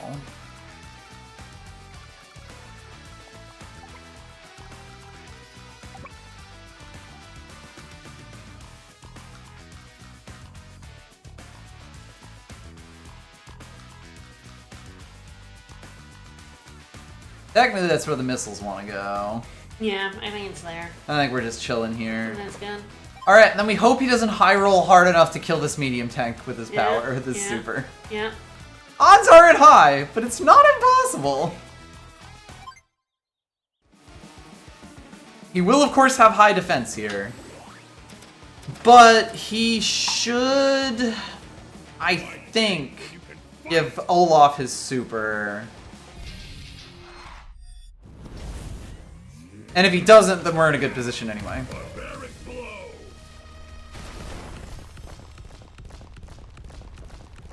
Bing, bing, bing, bing, bing, bing. Oh god.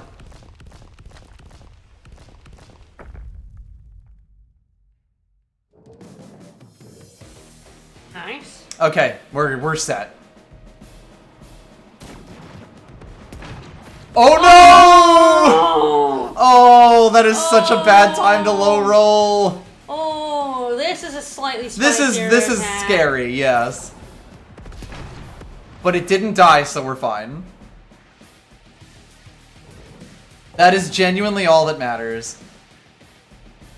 He can do some good damage here, but if he ever fails, yeah. Like, that was actually probably about a neutral damage roll. Like, he has to high roll for these to be good attacks.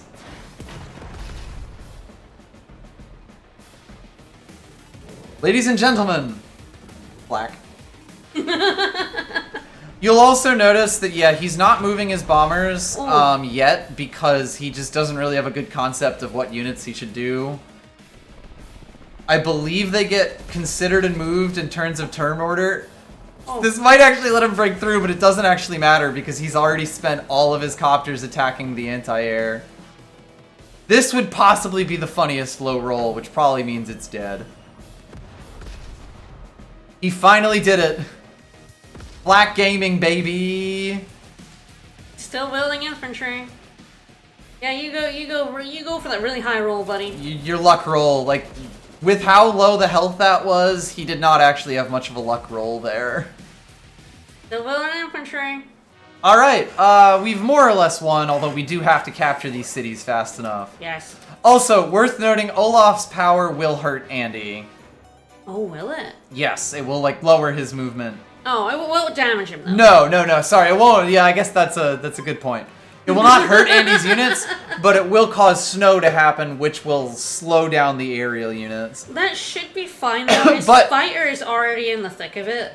And for what we're getting for this, it does not matter. Like, -2 health to all enemy units is Let the winds of war ridiculous. bring snow. So let's go. One of the best CO powers in the game. Winter fury.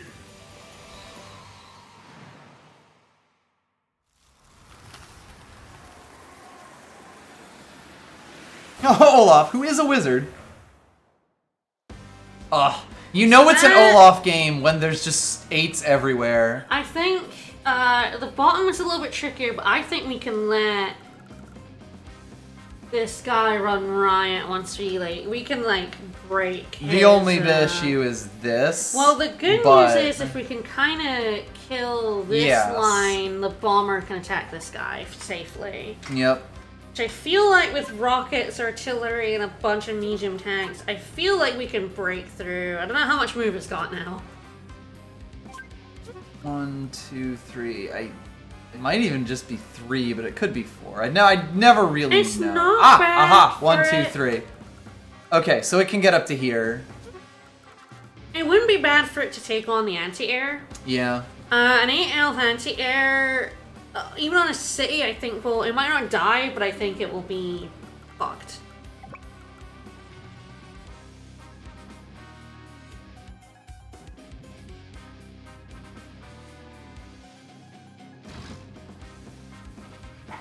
Alright, this is where things get quite interesting. Yeah, I feel like the bottom line So what I is- have to do is move one of these guys away so that a weaker unit can do this, and then essentially use this tank if I want to go there, or possibly just go through. It mostly depends. Yeah, so this can't kill, which basically means Yeah, that bottom is I'm rough. blowing things up on the top, Yes. yeah. Yeah, the bottom is kind of, because that medium tank rolled up. But I it's a have little also screwed. basically You clogged it. utterly clogged it up. Yeah.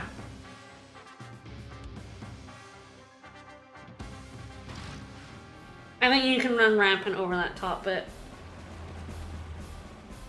But yeah, we basically want these medium tanks taking as many of the shots as we can because they're the ones that are going to give us the best chance for one-shots.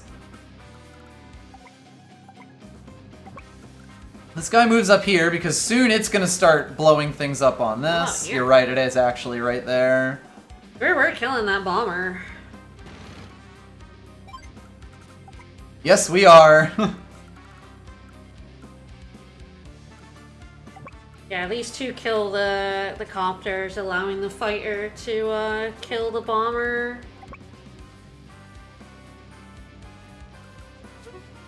That is interesting. The one helicopter is just not going to matter. Yeah.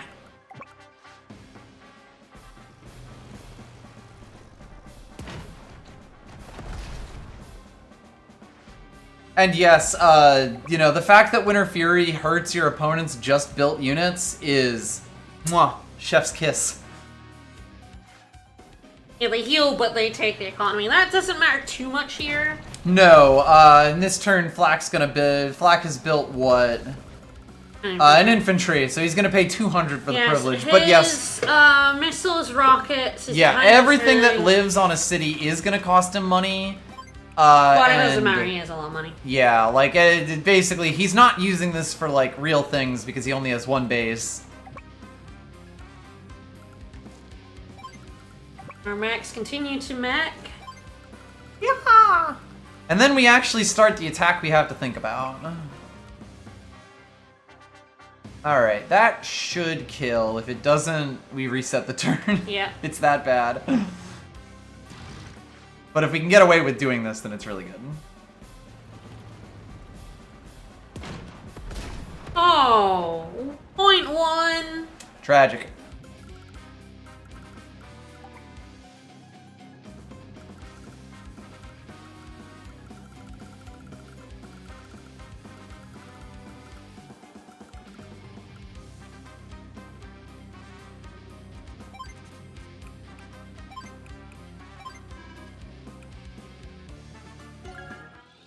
Nobody saw that. Honestly, RNG's the same. Probably, but I just will use a full health regular tank or possibly anti-air to do that instead. The fury of No, that's No. That's not how I remember it. Winter Fury. It's the only way we're ever going to see him get to cast 2 Winter Furies in a map.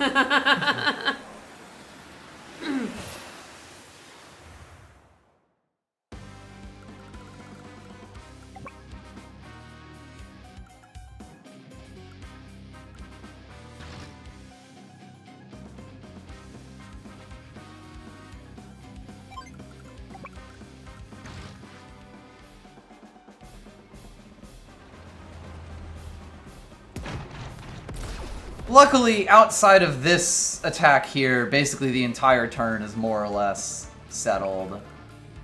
Alright, so yes, that will not be enough, so we do have to commit a full health tank to it, but that's fine. And yeah, this one's the further away of the tanks. Because, like, we can attack this one from 2 sides. It was not like, you know, if I didn't have the option to restart the turn, I could have continued, but the full health medium tank are the only things that are going to be able to one-shot the stuff that's in here. Yep. And it's worth noting, we do have this. And rockets. And our rockets as well. The rockets will probably be hitting this, so that we can then shove the other medium tank onto this. With this being like a tank attack. The arty potentially is shooting this. Yeah, I like it.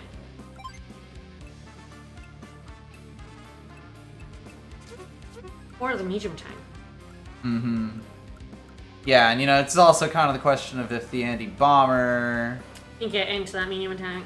Yeah, I think the anti-bomber is just not doing anything this turn. Looking over my options, and this will happen. Look, yeah. Because, like, this is the furthest it can get, and I would basically have to stop Olaf's turn entirely.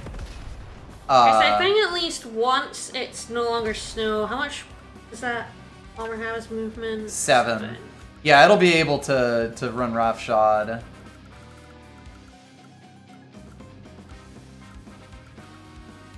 If it's there, where this healthy medium tank is now, it will be able to run forward to that missile later on. Mm-hmm.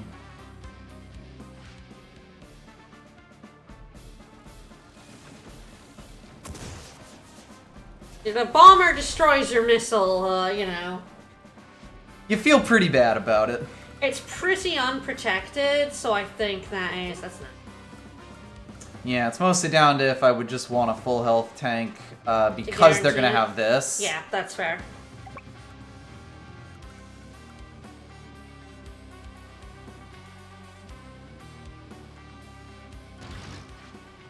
And And then we throw our medium tank forward. Will it be in rocket range? I think that's fine. It will. Like, we already have stuff in rocket range. Yeah. This medium tank is, so at this point, it's better to flood the zone. Yeah, let me use our artillery on the other medium tank, and then we're basically fine, you know? Like, we might lose a unit here, but at this point, we've done so much damage to him that doesn't really matter. The other thing is that fighting against Olaf is miserable. Because as soon as he Winter Furies, all of the numbers that you know about being able to two-shot things with, you know, full health units, they're gone. It's over. You have left the world of reasonable math forevermore. And that means that, like, attacks you were planning that you thought you'd be able to make suddenly become just not possible. And that's great. I love that.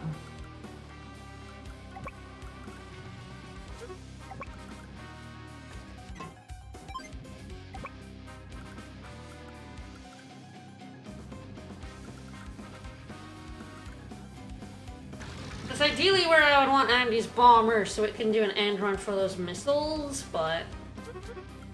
Yeah, 1, 2, 3, 4, 5, 6, 7. Yeah.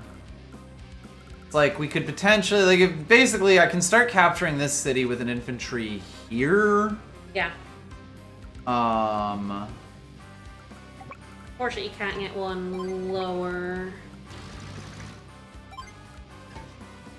And I'm fine with that. I think we shove these anti-airs down. Not that they're much use there anymore, but... Yeah, the Air Force, the mighty Air Force is no more. But this whole map is kind of too tight for, any other kind of maneuvering, basically.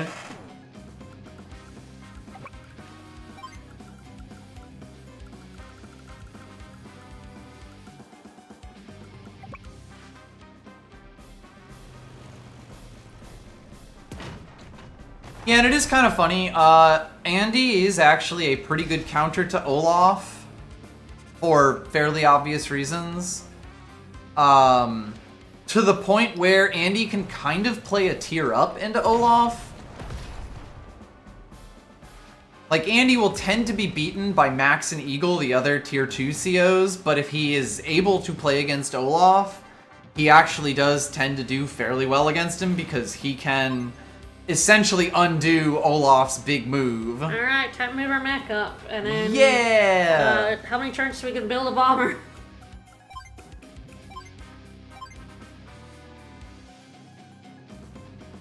Two! If we'd captured this faster, we could have had it, but, you know, fine.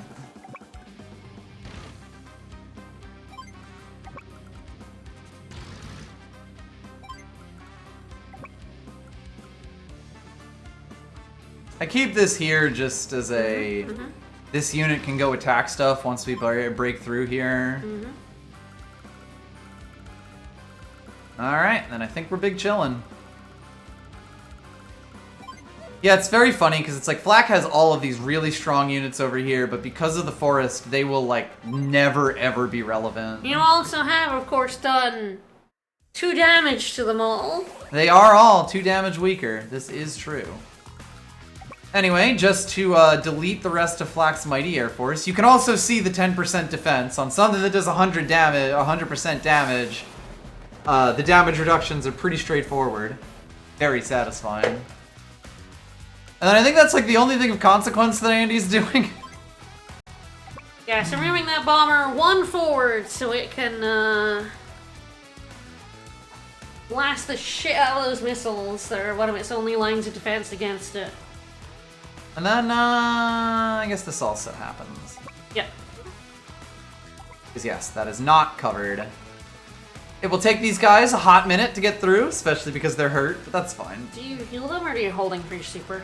Andy likes his super. So, you know, the difference, we literally never even got to see it in the Orange Star campaign. Hyper repair is nice sometimes, but it's really niche, where it's like you want to get an infantry back to full health, or an attack would allow you to kill that would then allow you to just push through everything.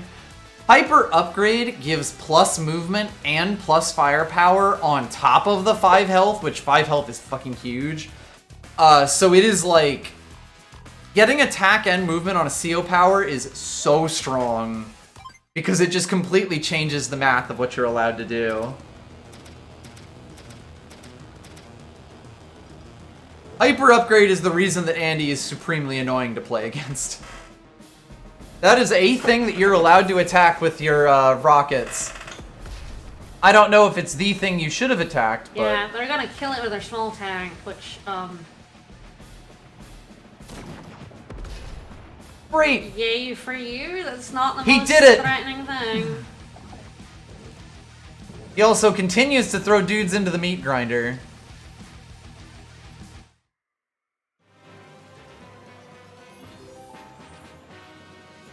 Alright, the only thing you have to be careful of is that fighter's fuel, but... Yes, and it's, fine. Alright, this should be the start of the attack down here. That guy will get into, finally get into range to fire at something. Our indirects are doing God's work here, by the way. Oh yeah, getting these in this corner, oh that's nice.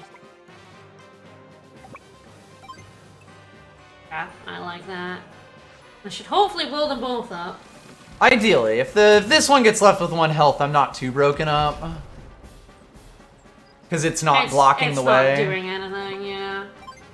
This one, which is basically guaranteed, is the one that's important. Yeah, so we want Andy's bomber to be useful. Have to see if we can break through those rockets. We're gonna break through that fleet. Alright, I believe the way this is gonna work is that this guy's gonna attack here, this guy's gonna attack here, and two tanks will blow this guy up. And, like, that's the most important attack we can be making. Yeah, I believe that's the last of his rockets. This one, yes. Yeah. It's his final rocket. Yeah, so that will put it in range of the artillery, but... Oh, your Andy Coppers That's can true, harass that they're going to artillery. actually blow that guy up. Yes. Mwah! It's like we planned it. Is that the best you can do?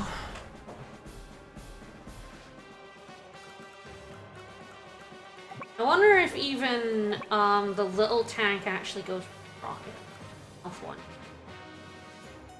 You think it can take 4 health on a rocket? Yeah, definitely. Even on a city. Yeah, because like this will guarantee kill this guy, right? Oh yeah. That is true. 1 attack there, 1 attack there. Yeah, if you think the little tank can kill that rocket, that's the way to go. Yes. Then I get him off the city just to Yeah. Free them up, because the goal is to get these cities. Yes, we do actually have to capture these cities eventually. It's just there's a giant mass of metal and flesh on top of it. Yep. Yeah, that's beautiful.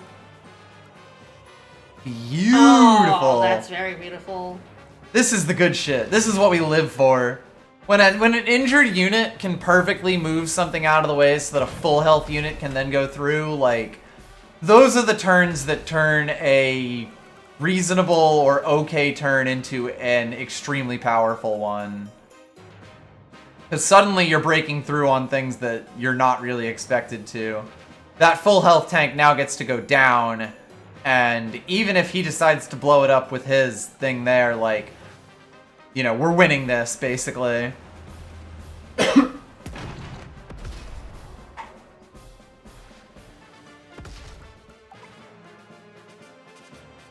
Nice.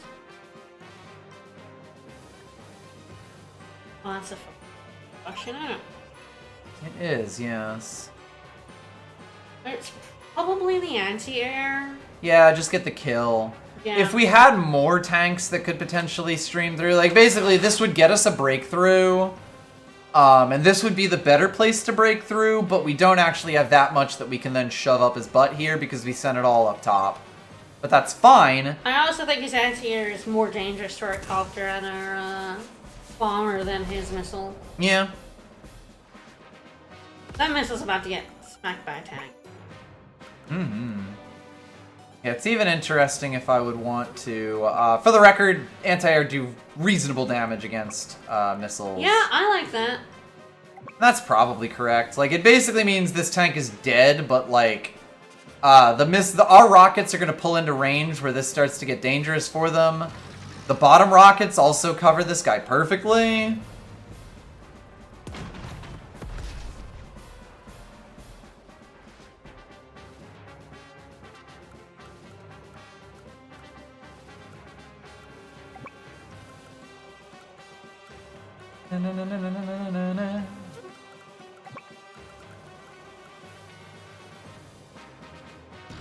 Yeah, and you can even put your anti-air against their anti-air. And from a city to a street with it at 8 health, that's really, really bad for them. Yeah. Does that move a lot? Yeah, you can really see, like, Olaf, when he uses his power, it's the kind of thing that, like, it doesn't just pay off the next turn. You have your really good turn that's really explosive, but if you don't capitalize on it, you're screwed. With Olaf, suddenly he's winning every single exchange for the next, like, 4 or 5 turns, which is what makes him as strong as he We should is. start capturing. So yes, our it's first finally senior. time. Performing for you. Then we can dump. I will probably have the copter blow up this guy. Yeah. And dump the dump unit this there, guy yeah. here.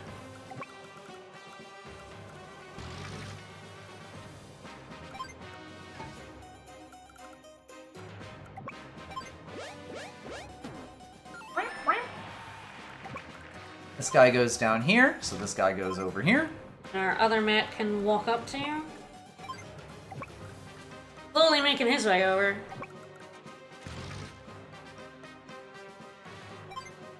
This will actually be fine. They can't actually stop this. Okay, I think you kill, yeah, you actually just kill that 1 health with the fighter, right? And you pull these anti-airs back? At this point, honestly, it's not much difference. But yes, I think so. I believe, basically, the ultimate goal of the fighter is going to be to sit right here, at which point, literally nothing over here can do anything about it. Yep. So actually, I think I do get this here. Okay, nice. While your, bomber that's coming out in a turn starts, Then flies over there and just really ruins Flax Day. Alright, I have a sneaking suspicion that we've won power score for this map. Whoa! I don't Call know. it a guess. Alright, he also has literally no air units left, which means Nope. his missiles don't have to do anything ever again. This guy can kind of just chill. Alright. Alright, remember that we want our, copters to attack that, Oh, good. Yeah, so it's like, this will have 5 and do pretty good damage to one of the copters, most likely. But the kind of funny thing is that because Andy's Andy, we'll get a hyper upgrade off of that, and if you don't kill, his units are zombies. They come back. A unit that you were perfectly happy to ignore with any other CO at like 3 health is suddenly at 8 health and now a real unit again. Basically, all of the numbers are working perfectly in our favor, and I love that.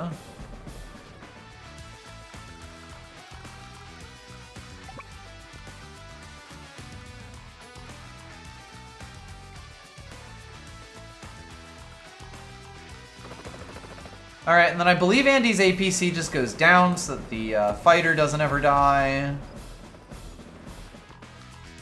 He could do it with the bomber too, but the bomber was more recently refueled, so it's fine. Yep. So yeah, the way this map is laid out, that Neo tank, even if it walks right up to here, can't actually do anything. Hilarious! And you're kind of just chilling, I think. Oof, tough turn. And obviously you can't walk past a fighter hovering above you. That's dangerous. Black has his superpower again. Wow. Stay out of my way. Unfortunately, his luck effect does go down with health, so like, he's countered yet again.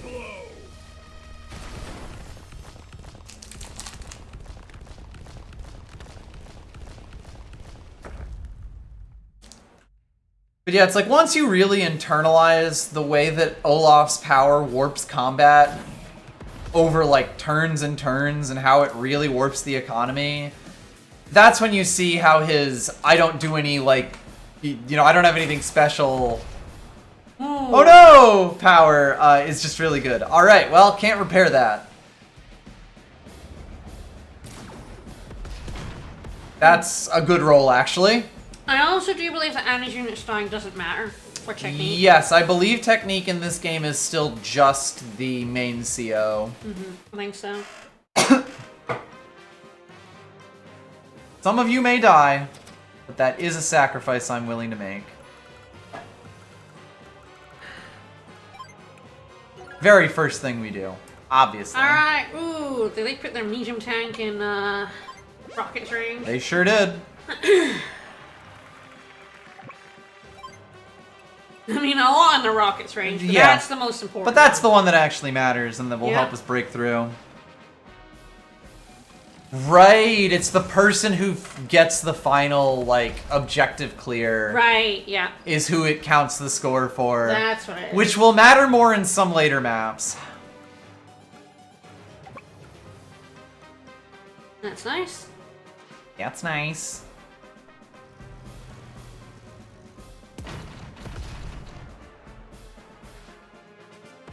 Yeah, Flack, you are definitely sweating now. Alright, start that infantry capturing. Mm-hmm. And you don't want to slack on that. It is, in fact, the only win condition. Nice. Yeah, he's not smart enough. He does have rockets at the bottom, but he's not smart enough to build anything useful at the bottom. Yes. Which he could do. I mean, the smart thing to do would basically be to blow up these pipe seams so that you can reinforce, you know, this a lot sooner. Before we have all this, the smart thing is to leave the rockets over here so that they are covering everything they can and basically are unassailable. I think it's literally covering like one square. Oh, not even. Nope. That, to me, is beautiful. That's art.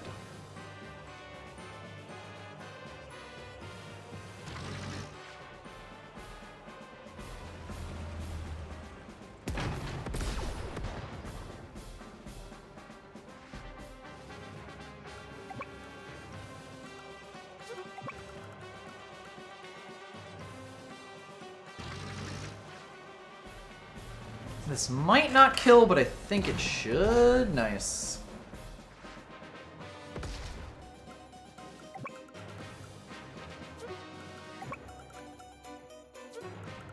You can really see even the 6 health tank is still doing more to another tank than a full health anti-air.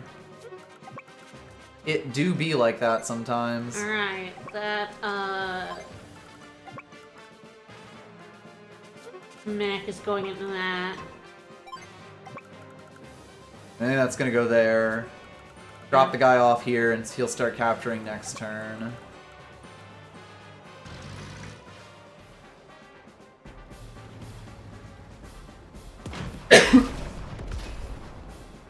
So we will have a 5-4 advantage. Yeah, everyone's just like there, which I do love.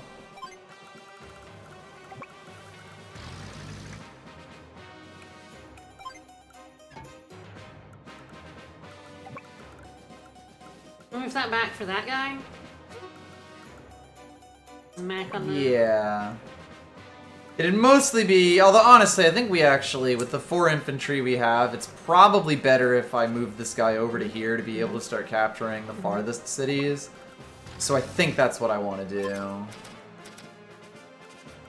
This guy can just move right over to this one, so that city is functionally handled.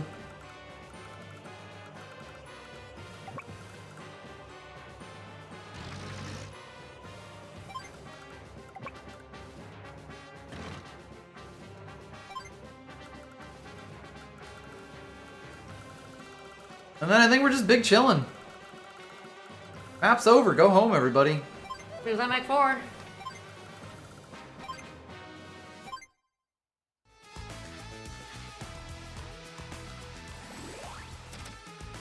Tank sickos. They really were.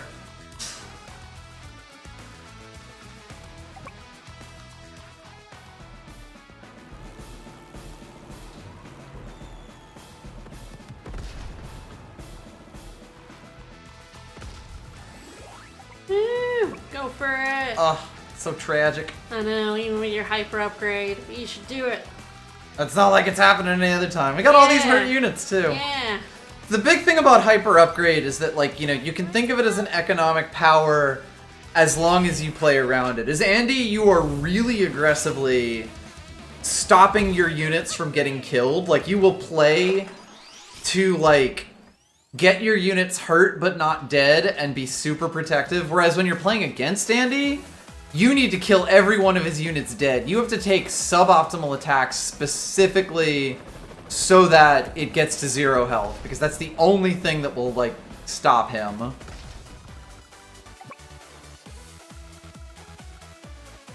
Very important that these don't go onto cities. Yeah. Very sad that I can't just get one more move to kill this guy off, but that's life.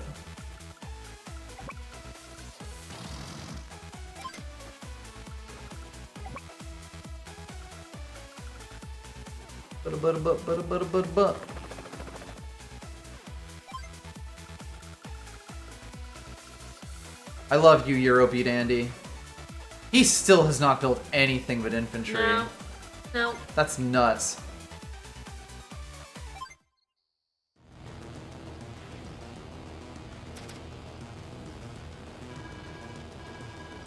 That's not very nice. No, man. No, it's not.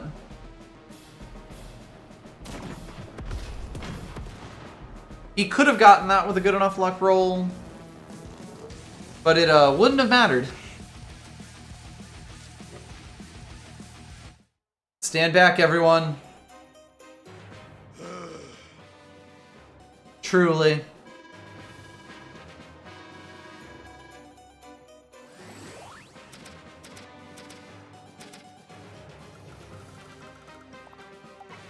He can attack the anti-air.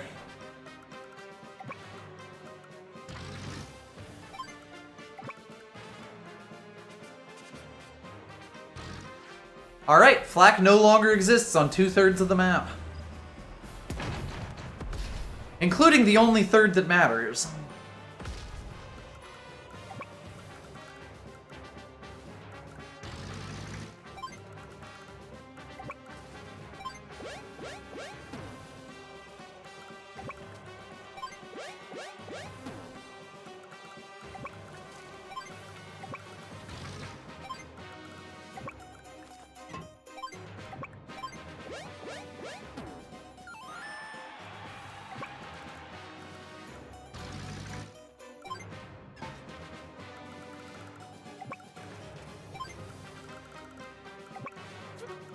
Hey, would you God damn it, Yeah, dude! yeah, he's still building archery. Bro! I feel kind of bad.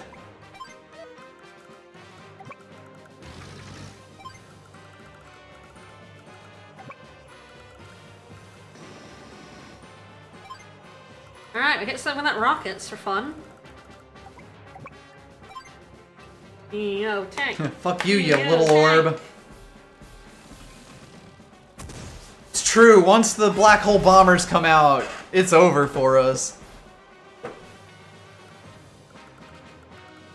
Yeah, very funny how this is, like, literally unassailable, especially because he move refuses. your rockets down up there. That is true. That is actually what I pretty much brought them over for. Yeah.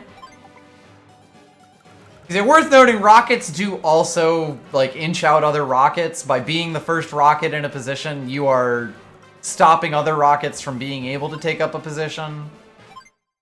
And that's just great.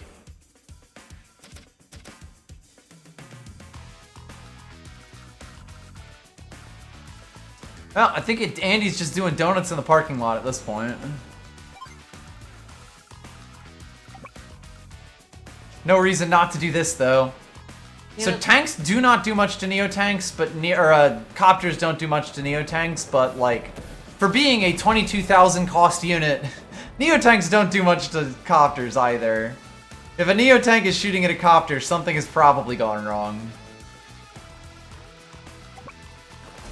Yeah! Use your helicopter to start, So true, bestie! Yeah, woo! High fives. I gotta make these copters kiss.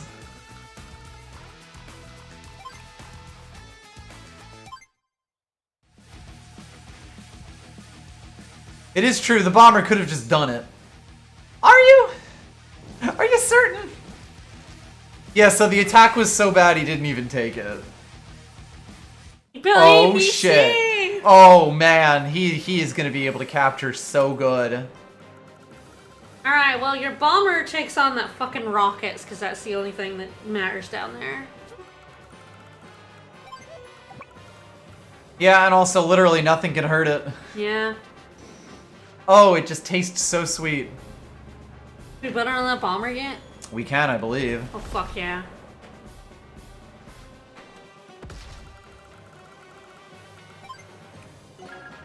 Bomber, bomber, bomber. Super bummer, man.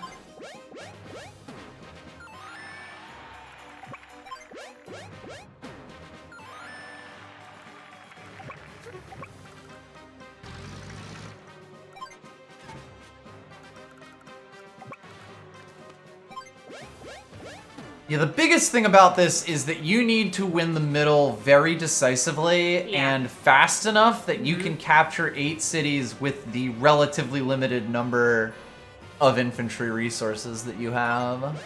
Yeah, it will be 3 turns for us, because we're gonna put this mech onto that city. Yeah, I'll probably actually start capturing this one, and then, instead, drop this guy over, but it's the same number of turns regardless. Yeah.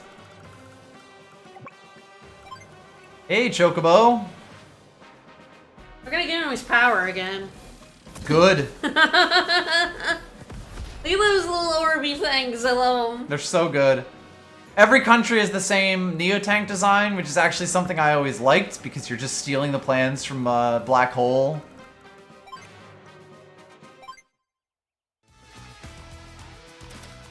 And how could you improve on perfection?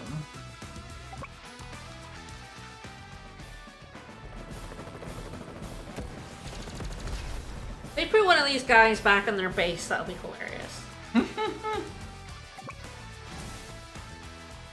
One last ammo. This copter is out of its main gun. Yep, there we go. Full health bomber without any attack bonuses does 95. Honest to God, you could even blow up that bottom seam with yeah. the bomber and you wouldn't give a shit. Oh, it'd be fine. If I really wanted to, I could turn this into a route map, but we'll play to them. Put in a Japan spit on orb. I can build a new tank. Do it. Build a new tank. He buddy. has 43,000. That's that was an interesting attack to make, buddy. They made Flax AI dumb on purpose. Oh, they made an artillery! Brother, what are we doing?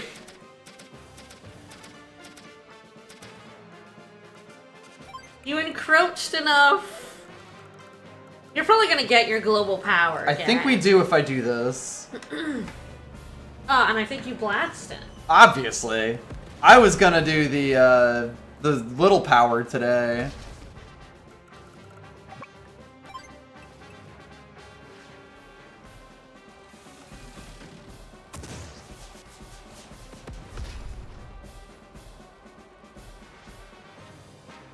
Yes! So I guess I don't know if those will go a 1 then, or a 0.1. Very funny. In the games, the cart games, they definitely went to 0.1. You have no way of knowing. No, because we can't really get it. I guess, like, next turn you can attack one and see what it is. Winter Fury!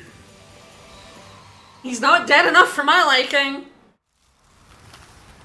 See, the other funny thing about fighting against Olaf is you get the first one and that brings you down to 8. And 8 health units still pretty okay. Capturing is suddenly impossible and you're losing all of the suddenly even trades. But then he Winter Furies again. And all those 8 health units you had are now 6 health units. And all of your formerly fresh units that you built after the first one are at 8 health. Fighting against Olaf is legitimately miserable because you'll realize that you lost and then have to sit through Oh, you're gonna capture the other one? multiple turns of losing it.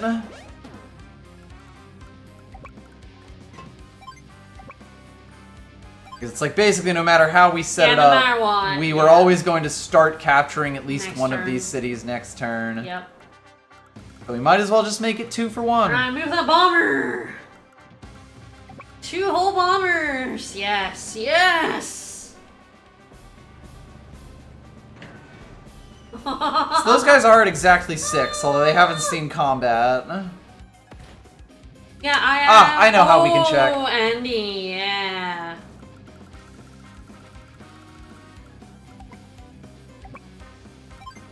Oh, nice, you can do it.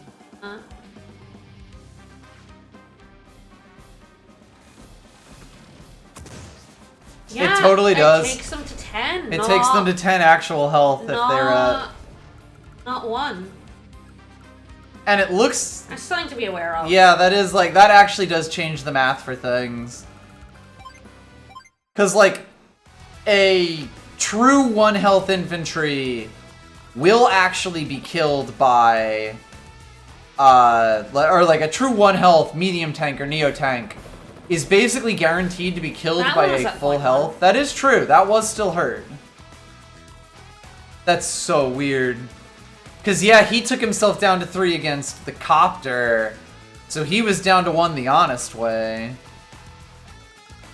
So weird. Yeah, we should check the neo tanks with the bomber next turn, see what they're at. Because they should be at point 1, because they were at 2. Yeah.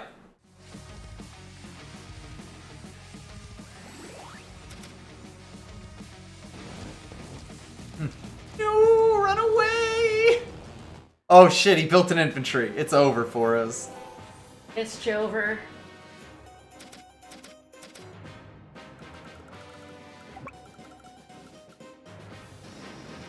Black built a single anti-air challenge. Impossible. That's That a one point is at 1. That's Okay. a point 1. That's so weird. Okay, so it does, but the missile silos. Missile silos definitely heal. Set your health to 10. we for did some see reason, that. Yeah.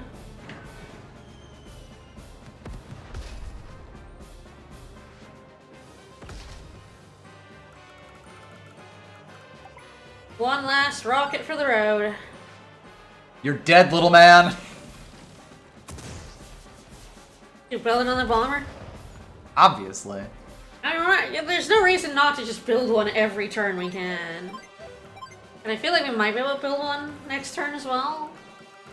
Get 14,000 at the moment. I feel like we must. We've captured like 7.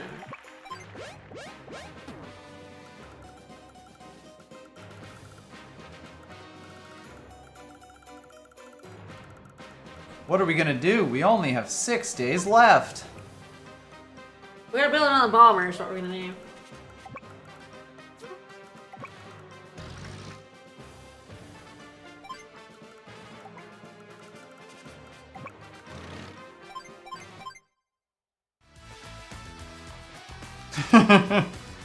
Truly.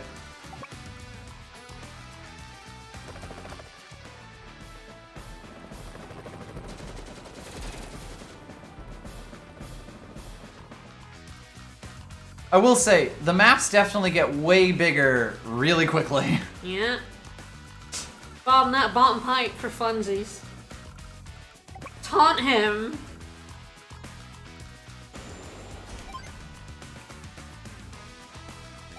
Should have built a fucking anti-air.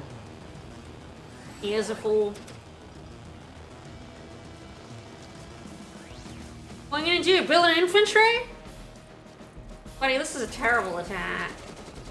Even if he gets a high luck roll here, he still gets destroyed, like... Oh no, he's finally in position. It's too bad it's in rocket position. Blow it up. Blow it up. And in bomber position. Oh yeah, no, he dares to have the audacity.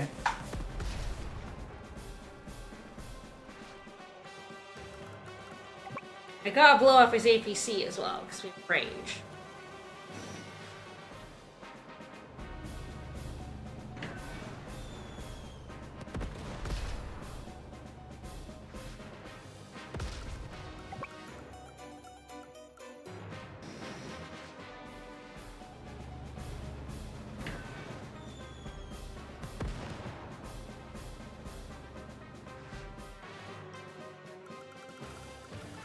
Alright, well. Build a bomber.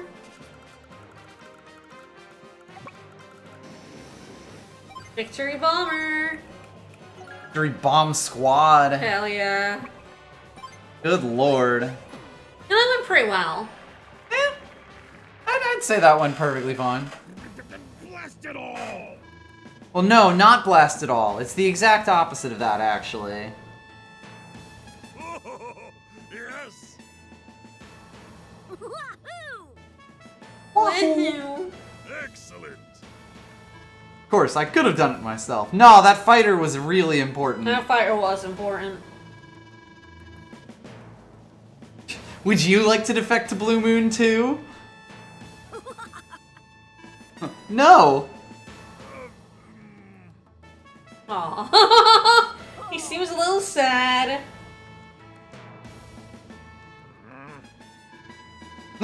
No, we are not friends! I don't like that. It's not like I like you, Baka. We are sworn enemies, even if this was fun.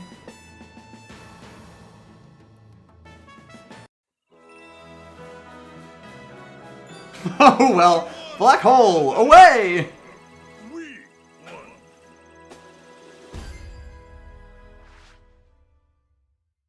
We're still racking up the S's. Listen, we do not use the tools of the enemy. Except Neo-Tanks, those rock. But otherwise, it's absolutely not. Look who's here.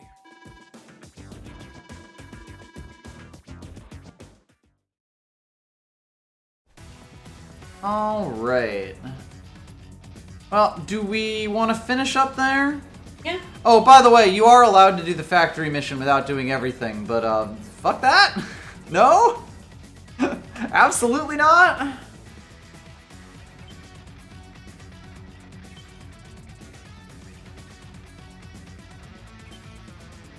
Yeah, probably won't even, I guess, look into those. We'll just pop into the shop, see what's up.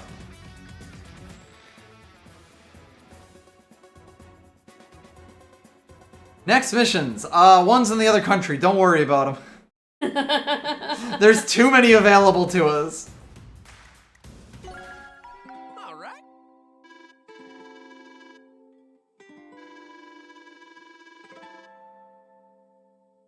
I would love Let's to. get down to business. Wow, he usually talks a lot more than that. Yeah. Collins theme. Woo!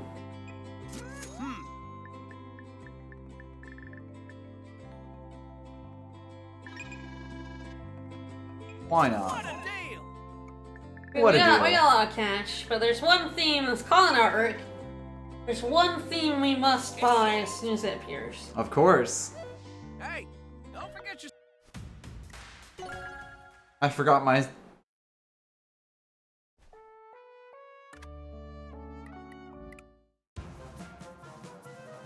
I do like Collins theme a lot. Oh, it's very boy genius. Like...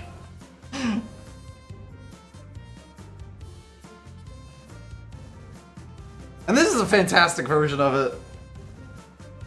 I really like the remixes of these. Play the ult.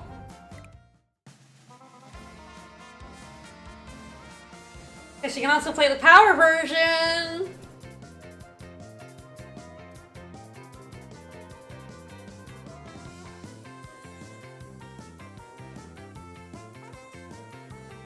I will say, like, the one thing that I do miss, and I really, really love that they did the CO Power versions for every theme. That's just like a remix version of it. But, like, the Advance Wars Good Guy Power CO theme is one of the greatest 30-second bangers ever made.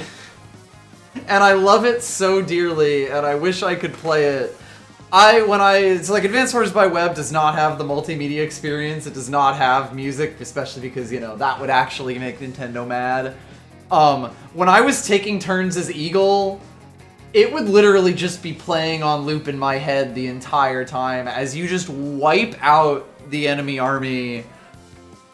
Because it's so fucking good. The Black Hole Superpower theme is also really good because it's just like which is good, but like, oh my god, just a moment, everyone.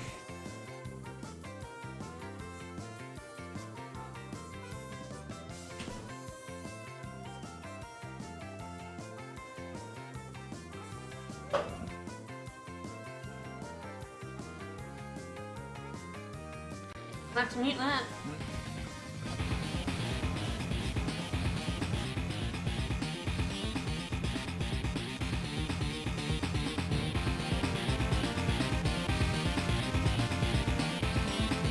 Just so good. It's so perfect, and I love it so much.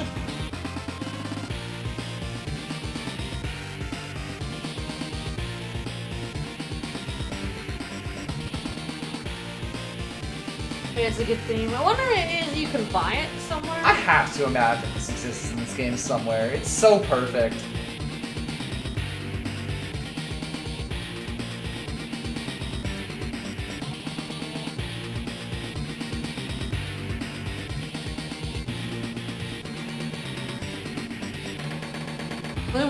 Colin! So yeah, 51 seconds, and then it just starts looping. And then it just plays forever. You just get that little bit, and it's so good.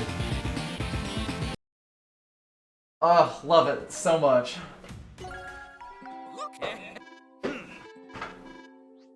But I love yap yap yapping. No idea what half of these musics are.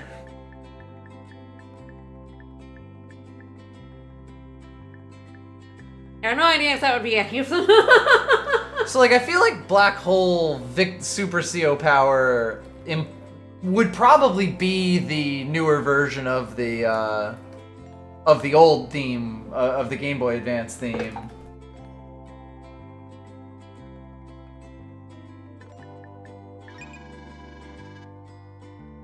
It's yours. My friend.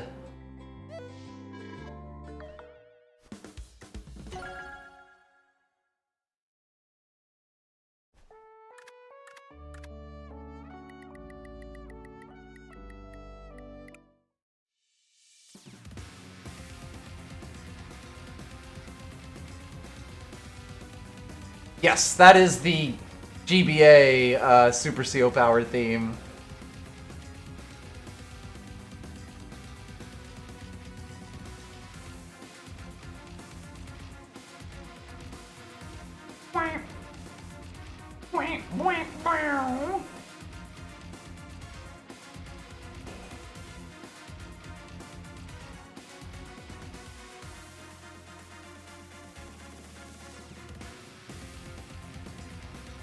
I love those little GBA jingles that are like super short but are incredibly earwormy, especially when you hear them over and over in the game. It's so good. Alright, well, I think we're gonna finish up there. Apparently it might play in the factory missions. Ah, okay. The original theme. I could believe that.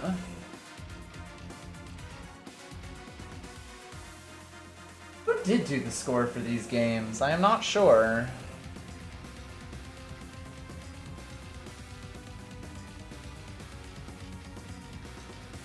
Yeah, both the original CO Power and Super CO Power